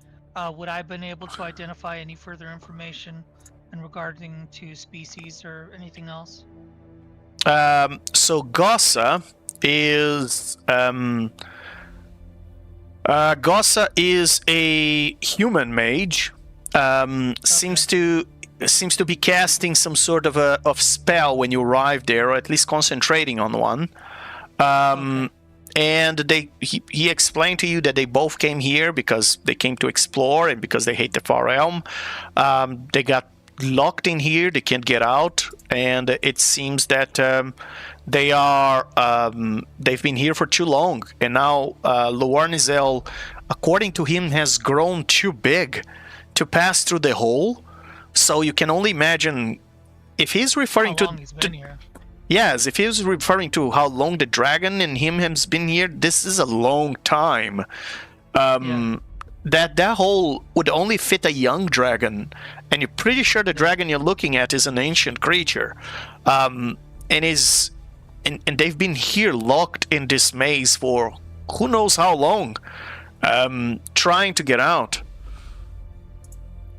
Arathis will say, there is a human mage named Gossa, and an ancient amethyst dragon. I fear that the dragon might be going insane. They're speaking of the amount of time that they have spent in this maze, in this whatever it is that we're in. I do not have the power to assist in whatever the dragon is going through. But I do invite the rest of you maybe to join me down below, for maybe the combined efforts of all of us might be able to ease their pain and ease their mental suffering. As nice as that is, you said they might be mad. Are you sure they won't be hostile towards us? I was down there for a few minutes, and while he spoke in madness, he did not attempt any hostile actions towards me. Well, that's all I need here, and your word's good, so yeah, I'm sold. Let's go. I'm sure we can. Depending on what our also goal assist. is. All right, Mr. L and the Githyanki, once more, they think that they are useless when you guys are intervening, and they seem to just stand guard here. And let me bring you... Arathis will warn. Oh, I was going to say, he will warn everyone about the slipperiness of the rope. Slippery I was rope? hoping to give advantage. Roll. Yeah, I was going to try and maybe see if you'd give advantage to Sure. everyone, Roll because of the knowledge. You can all roll athletics with advantage. Ixiul is not actually gonna touch the rope. He's just gonna drop down the hole. Since he Very well. Very well. Doesn't have a lot of space for your wings here. But you've managed to fly to the other side. Should be able to level out once he gets out of the tunnel, right? Yes. And all of you reach the other side, and suddenly there is one too many of you on the other side. I'm missing one. Where's Money Marco? There you go. As all of you cross to the other side, you see this huge, unhinged dragon, and someone who seems to be cold sweating to try and control the dragon. As you enter the room, and they seem to be, and the guy is saying, "Please be reasonable, buddy. Just remember the good times. Come on, you can't just be. You gotta remember, please." Tentacles that waste and gaze, whisper through the briny maze, eyes that never blink nor sleep, in wells of madness cold and deep. The far realm stirs, it hungers still to break the mind, to bend the will. Drip, drop, the hunter's tread, softly creeping, cloaked in dread.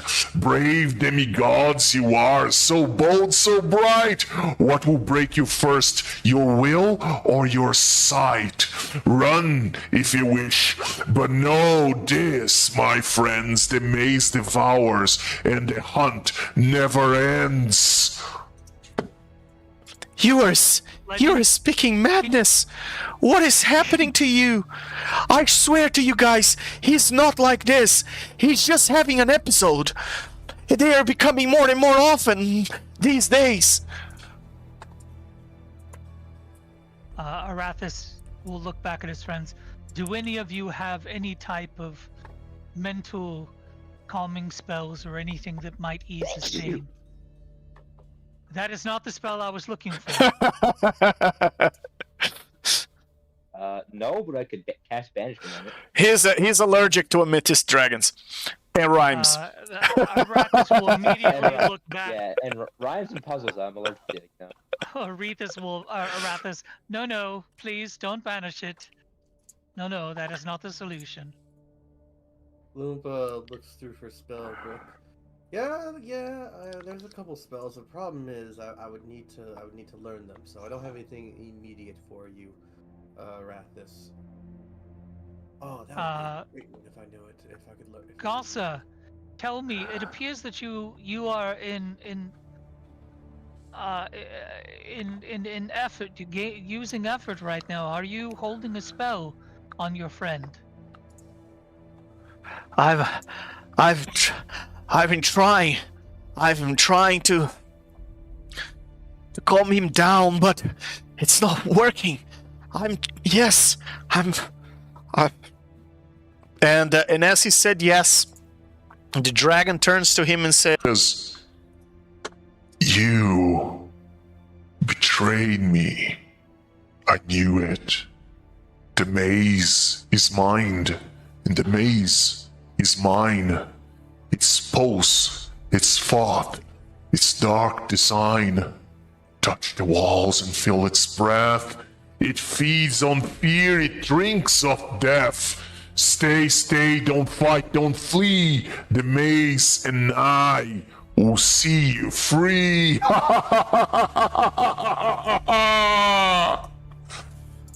and as he says that, all of you can click on your tokens and roll initiative. Ah, damn.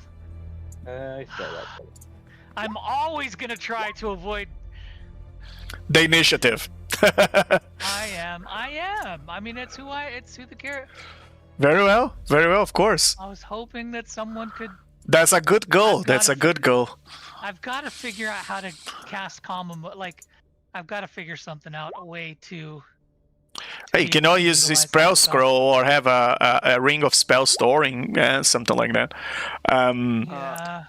I'm gonna spend one charge from the Spindle of Fate to add my proficiency bonus to my initiative roll. Okay, So, so that that's is a 16 16. instead of a 10. Very well.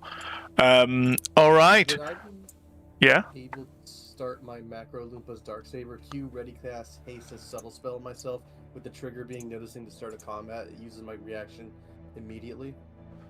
We're not applying macros yet. Let's wait until everybody has their macros, yes. And then we can. We're still in Arc 1, guys. Really jealous. We're still in Arc 1. Really jealous. And I'm trying to keep the mechanics of the game until you guys are familiarized with everything. I'm trying to keep the mechanics of the game relatively basic, if you can call that a demigod level, and then after that we'll let it loose. All right. All right. Okay. So, Arathis, you were the first one. What would you like to do? Yeah, so Arathis is going to survey the situation and Wait, sure. I didn't pop up on the thing. Heck. what? Oh, it's I And, didn't put in initiative. Okay. Oh, you didn't anyway, add to the initiative, Manny Marco. How much was your initiative? It was 20. 20. Okay. Very well. Go ahead. Go ahead. Arathis is going to it says no action required. He is going to his wings are going to grow out of his back, and I now have flight for 10 minutes. Excellent. Now, this room is as tall as it is wide, so it has, let's call it 65 feet height. So, what would you like to do? What is your altitude? So, here's my question, Legend. I'm looking at this, and it doesn't say that uses an action. It just says once per long rest, I gain temporary flight for 10 minutes, or until I retract my wings, no action required. To retract the wings is no action required. It's a bonus action. It's a bonus action. Yes. Got it. I see it now. When I click right. on it, doesn't say bonus action in the initial discussion. Okay. Okay, so that's my bonus action. And I will rise. Let's go. I have 100 feet. Let's go over here, 40 feet in the air, and I will do patient defense. Very well. Using a focus point, which gives me 20 temporary hit points. Very well. And I will just hold my ground in the air because I don't attack. Very well. And Patient defense, of course, gives me the dodge action.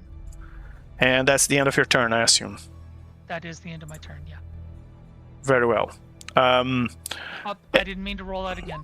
I was just trying to he says, "No, buddy, no, don't do this." And as you guys look at the dragon, you see some energy, almost as if a small black hole, a dark star is forming in front of his mouth. And he says, "No, buddy, no, they are innocent. You are not like this. You are good. You are good in your heart." And you hear the dragon saying, before launching its breath as a legendary action, Rivers run where none should flow. Memories bloom where none should grow. The briny maze, the mind unbound, where silence screams, make no sound. Break the pattern, shift the key, or join the maze for eternity. And as he says that, he releases a breath that in this space, there's absolutely no way you guys can dodge. Is a 90-foot cone. You gotta do a DC 23 strength saving throw, which I have to give you disadvantage because it's such a small space for this amount of energy. As that's happening, Ixtiu just waves his hand and says, and uses divine negation. So,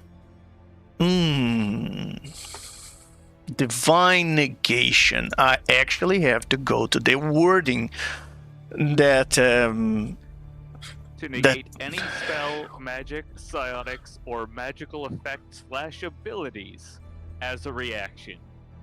Magical effects or magical abilities. Yeah, that is a magical ability, is it not? Yeah, it is. You've said that breath weapons are magical abilities in the past. Magical effects. They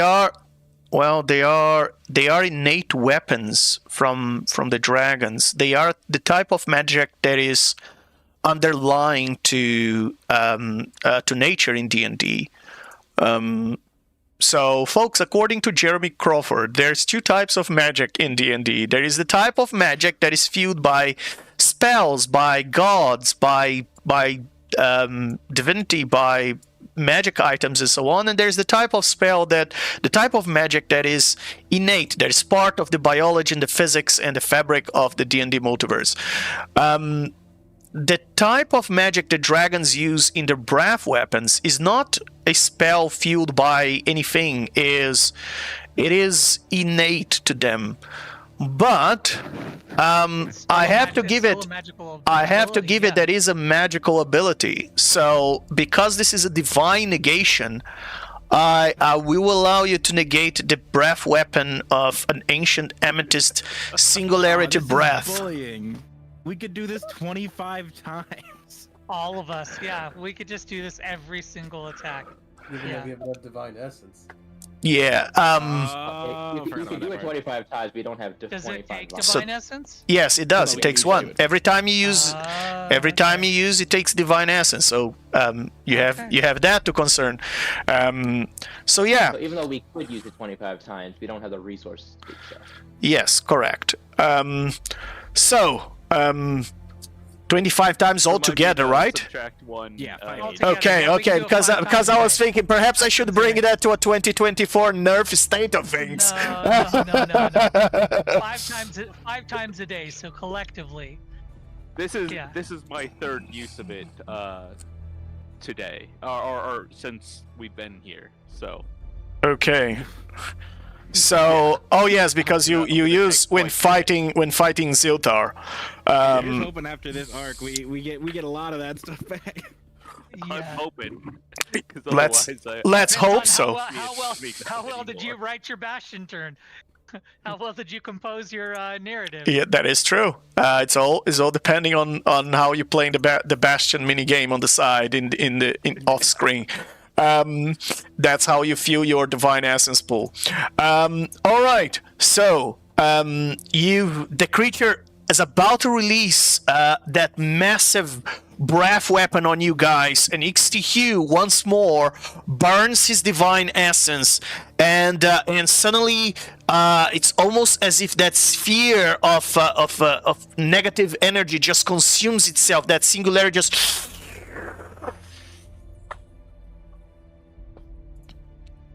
And just like that, it just disappears. And you guys just breathe relief. Whew. For a second there, you thought this creature was release a black hole on top of you, and that was just its legendary action. And as you do that, he gets very angry. Ah, gods, so proud, so grand. Playthings made with careless hand.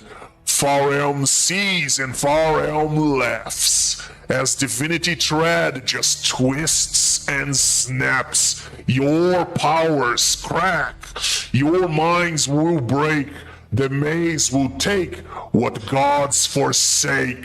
Ha ha ha ha ha ha! And Benny Marco, it's your turn. What would you like to do? Right, so I'm going to cast Aura of Vitality. I'm going to gain 8 HP. Everybody else well. could also roll 2d6. That's within 30 feet of me. And then for my bonus action, I'm going to activate Compelled Duel. Very well. And then I'm going to run up in front of it. It passed. It's not compelled. Shame. And then I went. Come before the walls close tight, before the stars forget their light. Step into the shadow, little god. Taste the fear. There's no escape. It's far too near. Join me now. No use to run.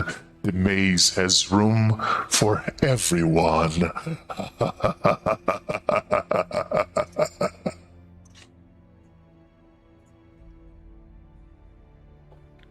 What else would you like to do, Manny Marco? And no, Manny I said I Marco, might- I have to say, I mean, this is probably the most reasonable person you've met in this maze, as you can hear. How do you know he's not an ally? Well, it's just a regular dragon. There's nothing abomination-y about regular dragons. He's just a bit crazy. And he's not only just he's a gem dragon. He's one of the good ones. Oh well, sometimes they're neutral, but you know they have good hearts. This is not an aberration. This is a divine creature. Nope, I didn't spend my first turn obliterating him, so I think I'm doing pretty good. Very well. Very well. What else would you like to do? No, I had my turn already. And Money Marco, I have to point out, you only have 53 HP. I think Yes. the only one who is as bad as you is who is no. Someone healed itself. XT Hugh, you healed yourself. So yeah, not even XT Hugh is below 100. So bear that in mind. And as a legendary action, Loarnizel is going to slam your face with its with one of its crystals, and this is not a magical effect. It's just going to take one of its crystals that floats around its body and just gonna push towards you as an amethyst crystal just explodes in your face, and you gotta do a DC 23 Dex saving throw. Actually, not only him, because there's shrubs of this crystal that fly in a 20-foot radius. I think this will catch someone. Yeah, we'll catch Lumpa and Ixtihil, but not Aratis. Aratis is too high, right, Aratis? So, Lumpa and Ixtihil. For me, Ixtihil. Yeah. And that's a DC 23 Dex save for you guys. And I rolled a 2. It's 15 in total, but it's still... And Ixtihil also took a low number. Yeah, I also rolled a 2. And having a plus 13 and then rolling 2. And see, that's when the game is teaching the demigods to be humble. I've been taught to be humble this entire session. I've got rolled high this session. It's a very humbling session for me. Yes, indeed. The dice gods. Alright, so Ixtihil... That first session where I, annihilated everything. It barely come back. You may come back, yeah.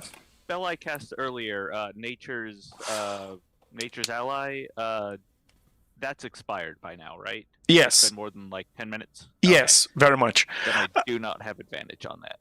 So, but you guys do have a +8 from your auras. So ultimately, both of you pass because of the auras, and both of you take 15 points of amethyst damage. It's force damage, but because there you go. It's force damage, and you don't fall prone. Does Gossa take this damage as well? Gossa, no, he does not.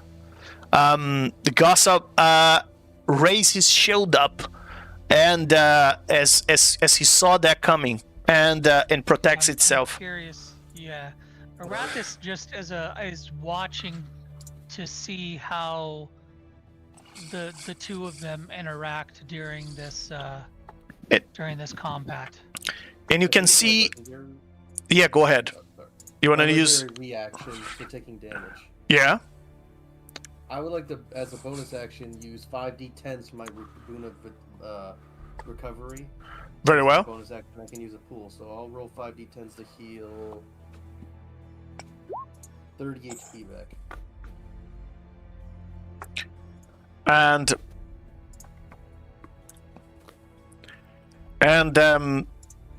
Gossa, who is there, cold sweating, trying to control Loarnizel, says, "All right, buddy. If that's how you want to be, I'm sorry. I didn't want to do this." And you guys see him pulling a necklace and out of his chest, and there's an amethyst in it.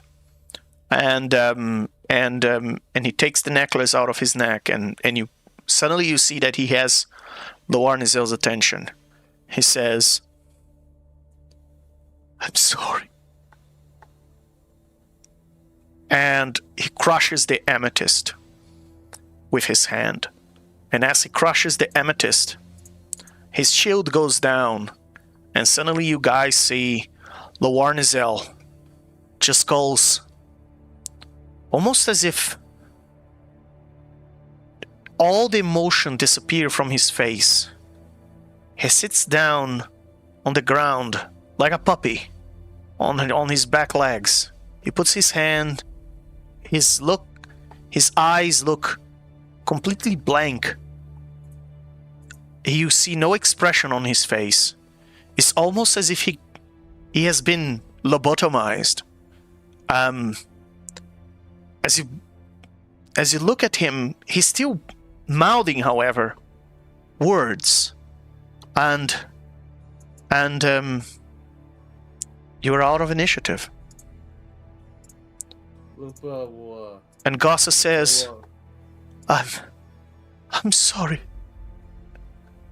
And he sits on the corner and hugs his knees and starts to cry. And as you approach Lumpa, you hear Lornizel saying, Metal twins with current bound, pulse-like vein beneath the ground. Touch them close, connect, ignite, open day or summon night. Doorway alarm, who's to say? Either leads your mind astray. Beyond the maze, beyond the scar, lies the void, past the lightless star. No shape, no sound, no space, no breath, just endless dreams of endless death. Ilvash waits in silent dread, where time is eaten, thought is bled. Tentacled mind, so few, so rare, whispers wonder, why aren't they there? The maze, birds, beasts, the walls still hum, but illithid come, so few, so numb. What do they fear? What do they hide? In whose shadow do they confide? Northward, northward, where junk is piled. Two stand, twisted, broken, wild. Eyes like glass, hearts like tar, praying to his sleeping scar. Step too close, speak too clear, they will know, they will come, they're always near. 3 minutes roamed with stolen kin, dragged them, gagged them, drew them in. Prisoner spawns, 12 or 5. Are they dead or half alive? The maze swallows, the maze devours. What purpose fuels the flayer's powers? Click, crack, fuse they spark. Light the way through corridors dark. Doorway, doorway, that's the key. A gate, a path to set us free. Ignore the voice that speaks of harm. It's just the maze's false alarm. Past the maze, where echoes bend, lies the place where patterns end. No star, no sky, no whispered ploy, just endless, endless, endless void. Ilvash calls, it hums, it sings, of mindless gods, of broken kings. Junk, junk, a pile of lies, but eyes are watching, eyes, eyes, eyes. Adherents, too, grotesque defiled, by Ilvash's touch, profane, reviled. Silent steps, or death draws nears. The maze knows, the maze hears. 3 came true, but what are the rest? The maze once knew, the maze was blessed. But now, the flayers are gone, vanished like the dying dawn. Why so few? Why so shy? Who dares make the far realm cry? Rod to rod, and line to line, a circuit traced, a fracture sign. Past the gate, where void is spun, the endless feast has just begun. Stars will shatter, minds will break. Ilvash steers, the world will wake. And he goes and asks, as he finishes this this poem, and he goes back to the start, and he goes back to tell the whole thing all over again, and he seems to be on an endless loop, repeating over and over and over and over and over the same rhymes. He said some helpful information though. Like he did speak about these rods here. Like Arathis is going to come closer and just listen and try and pick up some information. He'll call over Arlith and Ixthahul, the more it's like you're following me, to ask them if they can pick up any useful tidbits of information, because he seems to be speaking exact information about the maze itself. Well, Yes, indeed. And as you guys approach and you're all listening more closely to what he's saying, I have to say, roll a sanity save. Ooh. For Okay. me, I would like to talk to Before that, I have a Ghost, actually, quick while they question. listen. First, you gotta roll your sanity save. Oh, Yeah. alright. Let's see in what state of mind you will be. What is it again? What's the modifier? It's just a D20, right? It's a D20 plus. The modifier depends on your current level. What is your current sanity? I'm at 19. 19. So your modifier is a +4.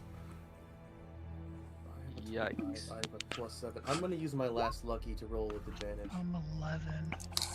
Do we get to? Can we use lucky or inspiration to re-roll sanity saves? I don't think so.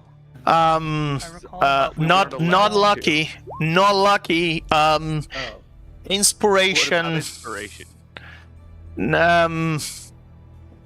Well, not lucky. Inspiration, yes. okay. Inspiration, yes. Yeah. I'm definitely using my inspiration. Ditto.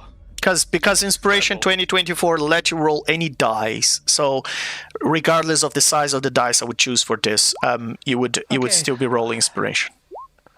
Discipline survivor. Whenever I fail a saving throw, I can expend 1 focus point to re-roll it, and I have to use the new roll. Can I use that? No.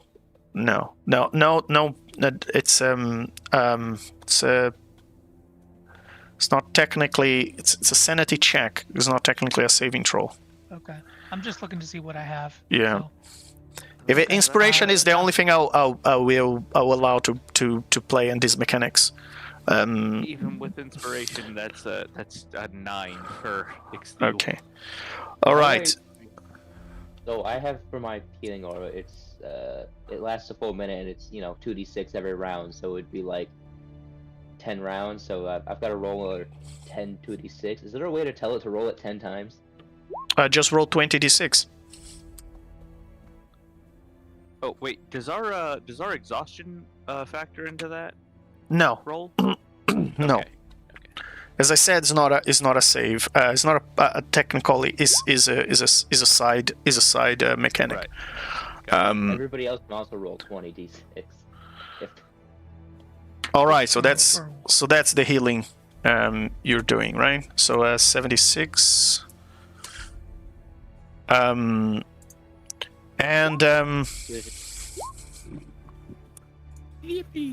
So it's to Hugh, 63. And that's just regular healing, or is that like temp health? No, it's regular healing. It's an aura. It just gives you 2d6 a round for a minute. So a full minute is 10 rounds. Get a whole bunch of healing from it. It's just really slow during combat, but once you're out of combat, it's healing. That's really fast. Can I? Did he, when he crushed the crystal, did he drop it on the ground, or did he keep it with him? He crushed it. The crystal was completely destroyed, and yes, the dust. I guess some of the dust fell on the ground. First, let's resolve the sanity. You guys can update your tokens with your current health based on what you rolled. Manny Marco, How much was your sanity before? It was 19 or 20. I don't remember. It's in the notes. Pull up the notes. Pull up the notes. This is what I get. Yeah, there's a carrot stats there. Yeah, you can add it. You can add it in your notes. It would be useful. So, Marco, you went from last time you went from 23 to 22. okay. Lumpa. Lumpa. That didn't work very well for you. You went from you did inspiration. Okay, so you went from 25 to 24. And then we have Ixtihul, who also lost. You lost as well, Ixtihul. Went from 17 to 16. 17 to 16. And then I have Arathis. We'll go down to 18. I was at 19. I failed. I rolled an 11. 19 to 18. 18 of 22. Yeah. Okay. And then finally, Arlith. I rolled a 12, so I also fail. And that goes to 16. All right. Wow, guys. All right. Everybody, the sanity check. Everybody fails. You guys are all going crazy in this place. So yes, you all, out of the maddening things this dragon is speaking to you all, it just seems like it's just making a lot of sense. So when you hear a mad creature saying something and you think it makes sense, guess what's happening to your mind? And suddenly you just find him quite wise, and he just keeps repeating that over and over again. And it seems that it's seeping in the madness of this place. And you guys are starting to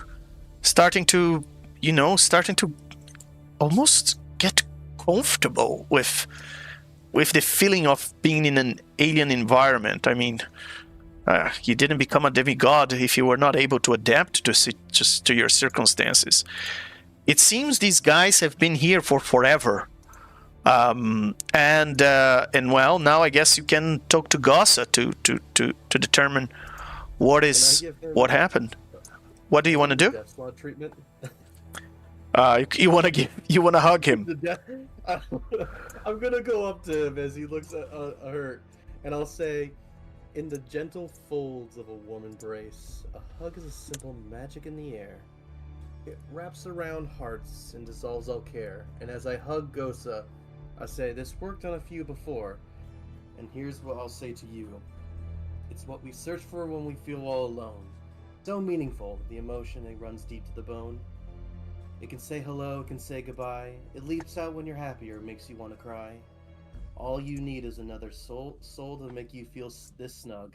It's the connection in our life. Everyone deserves a hug. And as you approach him with these rhymes, he immediately pushes you away, and he says, "Get away from me. You're getting mad just like him. It's contagious. It's getting to you. It's gonna get to all of you. You don't see it. You don't see it now. It's insidious. It enters your mind. It messes with you.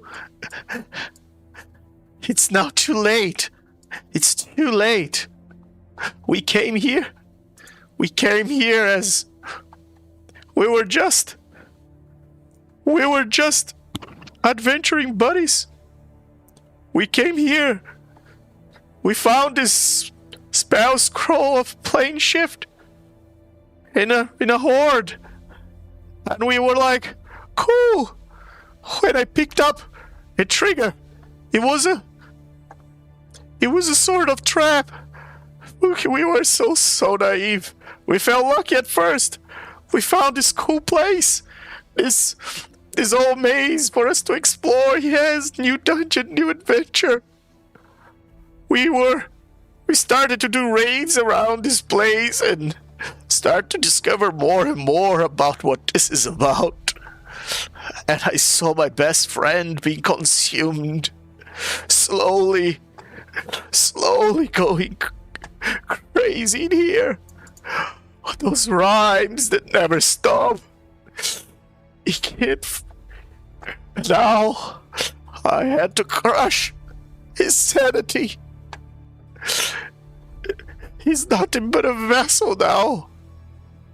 This place, this Ilvash, whatever the hell this is, it took him away. And it's going to take all of you away. I mean, you kind of took him away if we think about it. Perhaps rhymes weren't the best thing when I tried to comfort you, my friend. You all take this too lightly. You I don't think take it lightly at because you're gods, you are above the danger that this place is. It's just... Do you see the creature? You acted very quickly. You didn't really give us a lot of opportunity to rectify the situation. I'm not really assigning any blame to myself at all, actually. You don't understand. You don't know Lorziel like I do. I was going to turn him into a chair. And You carry him out wouldn't. here. He's too Oh. powerful. I was going to turn him into a puppy. I was gonna hug him. I was gonna banish him to another plane of existence. That's a You- good one. You're all going mad. You think this is a joke. You have no idea what you're into. Well, you've been here as long as him.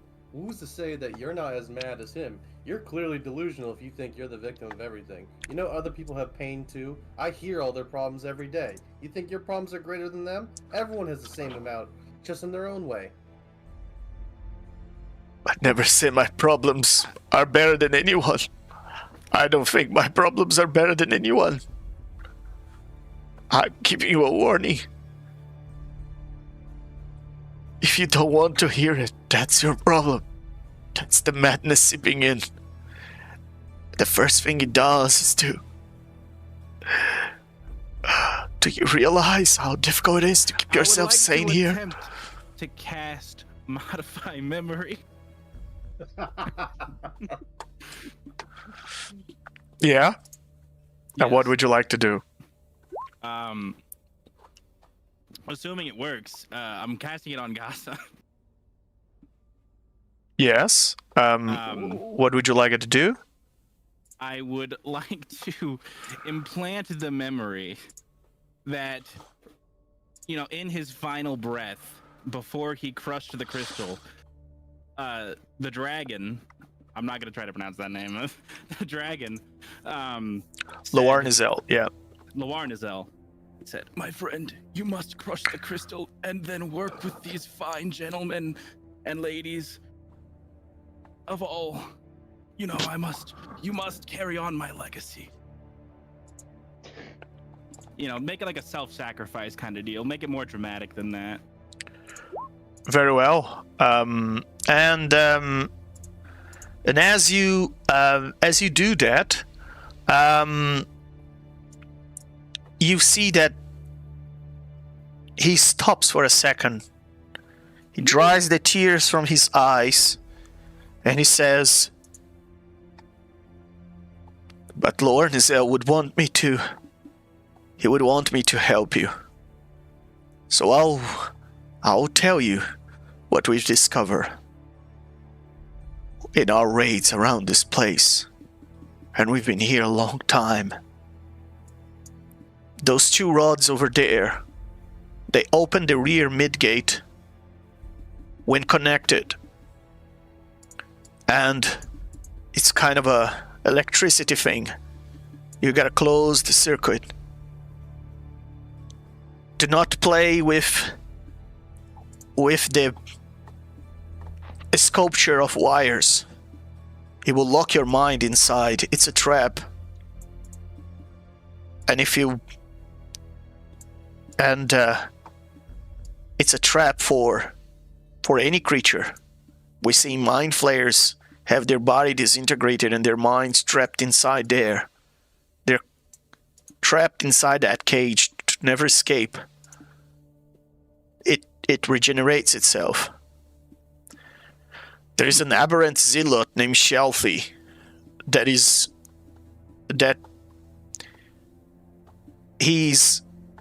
trying to dig a hole into this chamber. He's trying to find a way to get to us. He's been guided and protected by an aberration creature. I don't know, whatever that is. But he has gone mad. He thinks we have a horde in here, and that this is Lornzel's lair. If you want, you can rest here.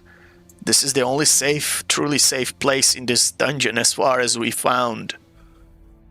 We know this dungeon belongs to some sort of powerful creature named Ilvash. It's sort of deity to the mind flayers. And they respect and fear deities to eldritch creatures. They're not like us. It's not a matter of being devoted to, or it's not a matter of belief. It's more a matter of respect. Their deities are like elder creatures that they respect because of their power and history. So you can be gods, but this creature exists far beyond the existence of the gods in this multiverse. It's been existing for longer than we can calculate. Time doesn't pass in the far realm the same way it does everywhere else. I've been here long enough to try and communicate to people outside this plane, and I've managed to. When we arrived a few days later, I've tried to contact them, and just a few days later, the sending spell failed. There is no way out of this place that we have found. If you come back to the entrance, you just fall from the ceiling over and over. And if you fly into the ceiling, you just get zapped and suddenly you find yourself falling again. You didn't know Loarnizel. He was very powerful. He was very powerful spellcaster. You got lucky that he was out of his mind.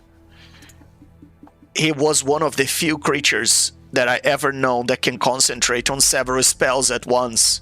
His mind was so powerful. His breath was the least thing you have to worry about him. He knew combinations of spells that I never seen anyone do it before. He was extremely good, and as he grew older in here, he started to learn more and more of. He learned my book, he evolved my spells, he knew spells that I didn't even know it existed. He could bend reality and time to its will, and he was a brilliant mind before he got shattered in the madness of this place. So there you go. I did what he asked me. I told you everything I know. Loarnzel knew more about this place than I did. These are the fragments of truth that I remember.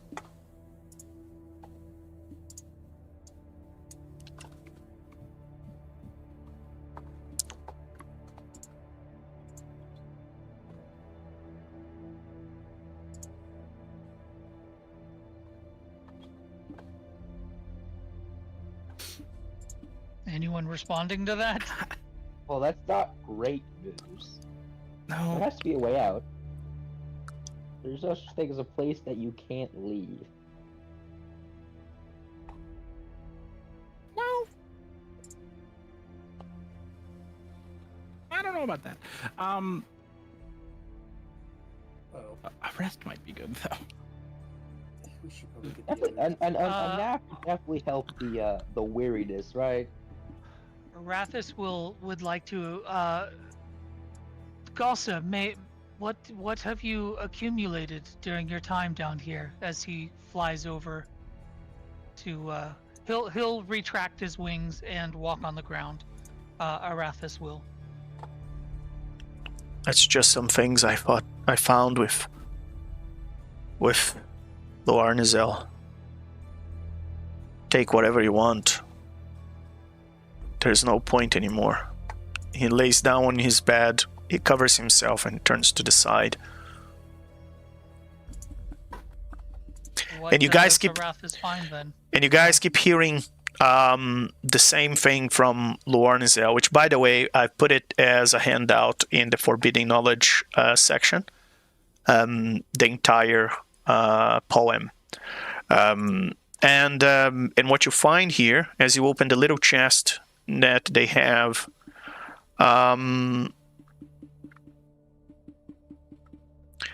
you find an old used spell book that contains what seems to be Gossa's spell. You find a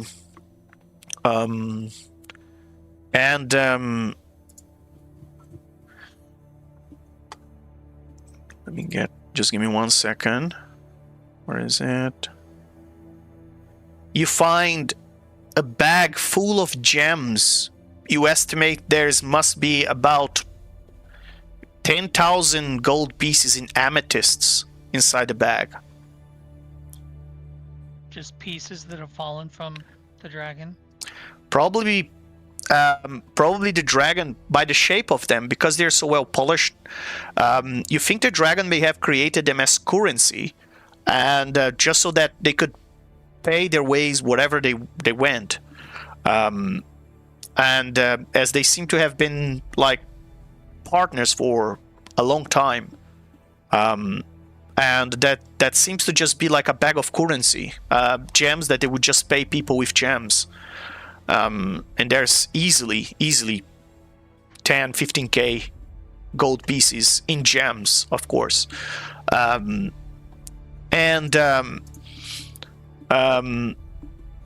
you find inside of it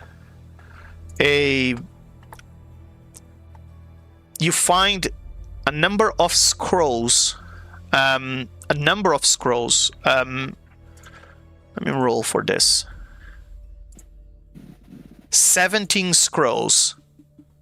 They're all scrolls of 2 spells: Mind Blank and Non-Detection. Arathis will look And it's at kind of Gossa. half-half. Yeah, Arathis will look at Gossa and look at everyone else. I do not think these are ours to take. But I do think that these might be tools that we could utilize. I will leave your gems for you, but may we make use of these scrolls? Take whatever you want. I don't care. There's no point you keep doing this. Every day, I cast Mind Blank. Every day, I write scrolls. I cast Mind Blank. Cast Non-Detection. I think it may have helped keep my sanity for longer. I don't know.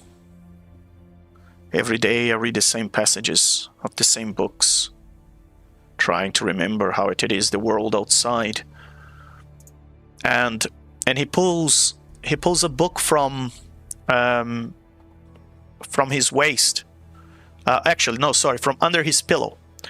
And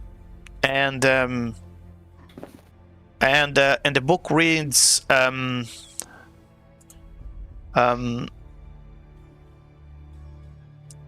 Our Friend the Cactus, written by a dwarf wizard by the name of Davin Wraithmail.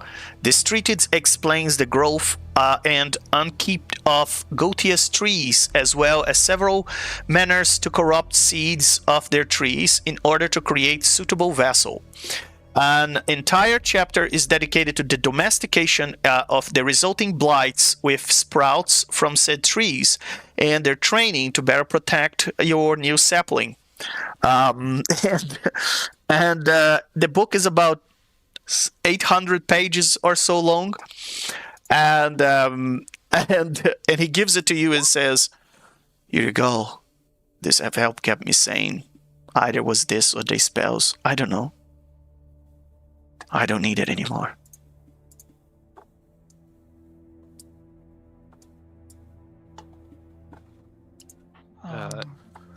Ixiul, upon hearing the poem from the Warnazil for like the 1000th time, is gonna walk over to him and just say, "Be calm," and cast polymorph. And barring his shattered mind being able to pass a DC 23 Wisdom save, he is turned into a puppy.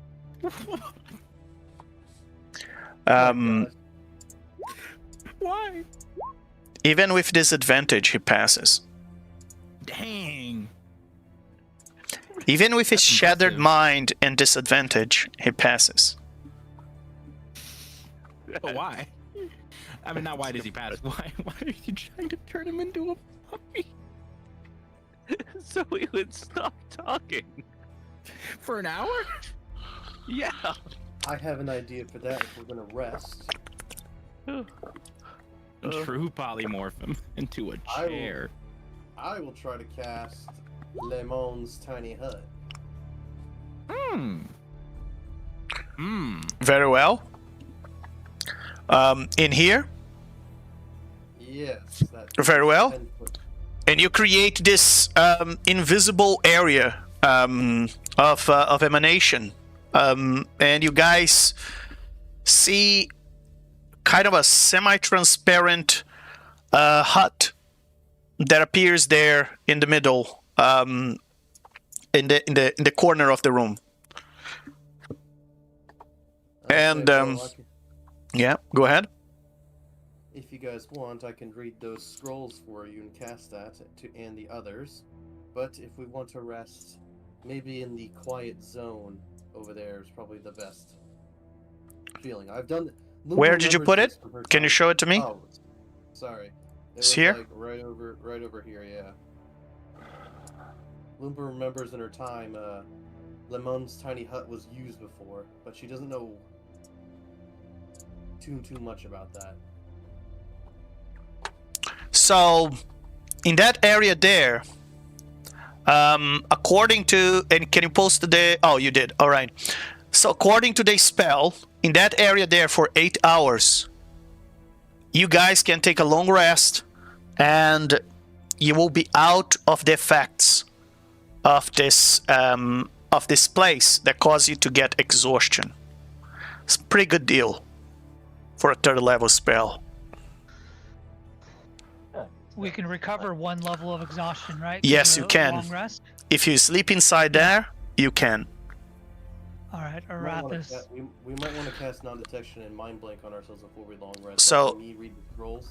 I think. So Arathis, you can take those scrolls. Let's call it 8 scrolls of mind blank, 9 scrolls of non-detection to be 17 in total. Okay. I will give them to the spellcasters. So Okay. whoever wants to take them. And I guess. as you all gather inside the tiny hut, the individuals on the outside cannot see you anymore. You cannot Wait, hear you gotta grab Loarnizel the- anymore. Yeah. We gotta grab the other syrups that are on the top of the rope and bring them down. I don't Buddy, wanna if you leave them. if you cast it already without them, I could definitely spend a minute to tell them to come down to her.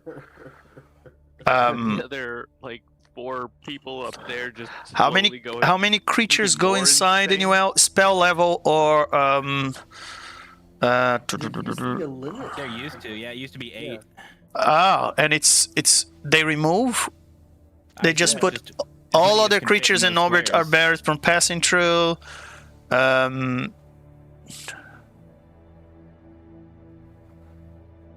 Oh, the spell If- fails when you cast it if the emanation isn't big enough to fully encapsulate all creatures in its area. Okay. So there you go. So this is a 10-foot radius area. So for the other ones, let me bring them here. Okay. All right. It should be. We have. Let's put the squares here. We have. Yeah. We have 1, 2, 3, 4, 5, 6, 7, 8, 9, 10. 10 squares.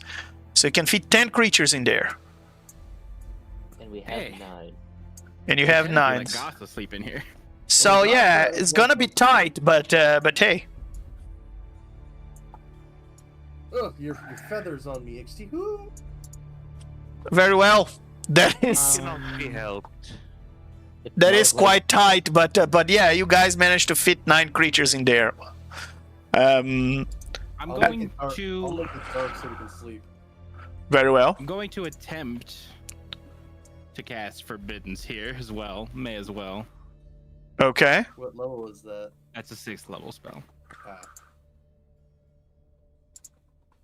I can create a ward against magical travel that protects up to 40,000 square feet of floor.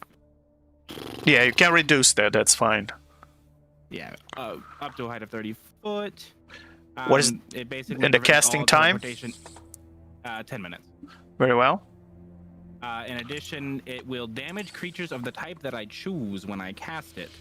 I will choose aberrations. Oh wow. Why aberrations? Why not celestials? You know, it's just it kind of. There's a thought in my brain that aberrations. They might be the better one.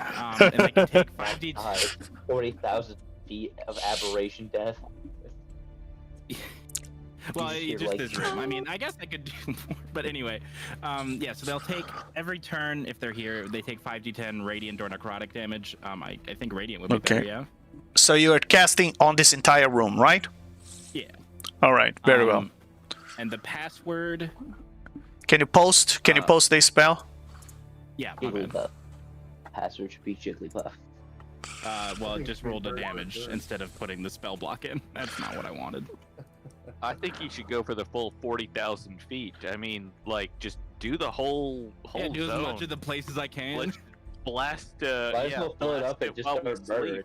Sure, as much of the 40,000 feet as I can. Although I don't know if the elevation change will make a difference because it's a 30. Like, Well, I mean, how do I? Right there. Okay, how do I put the spell block in? Because it's got to roll, so it's gonna try and cast it. Doing that It should instead. be show on VTT Yeah. if you click on the spell. 6. There it is. Forbiddens.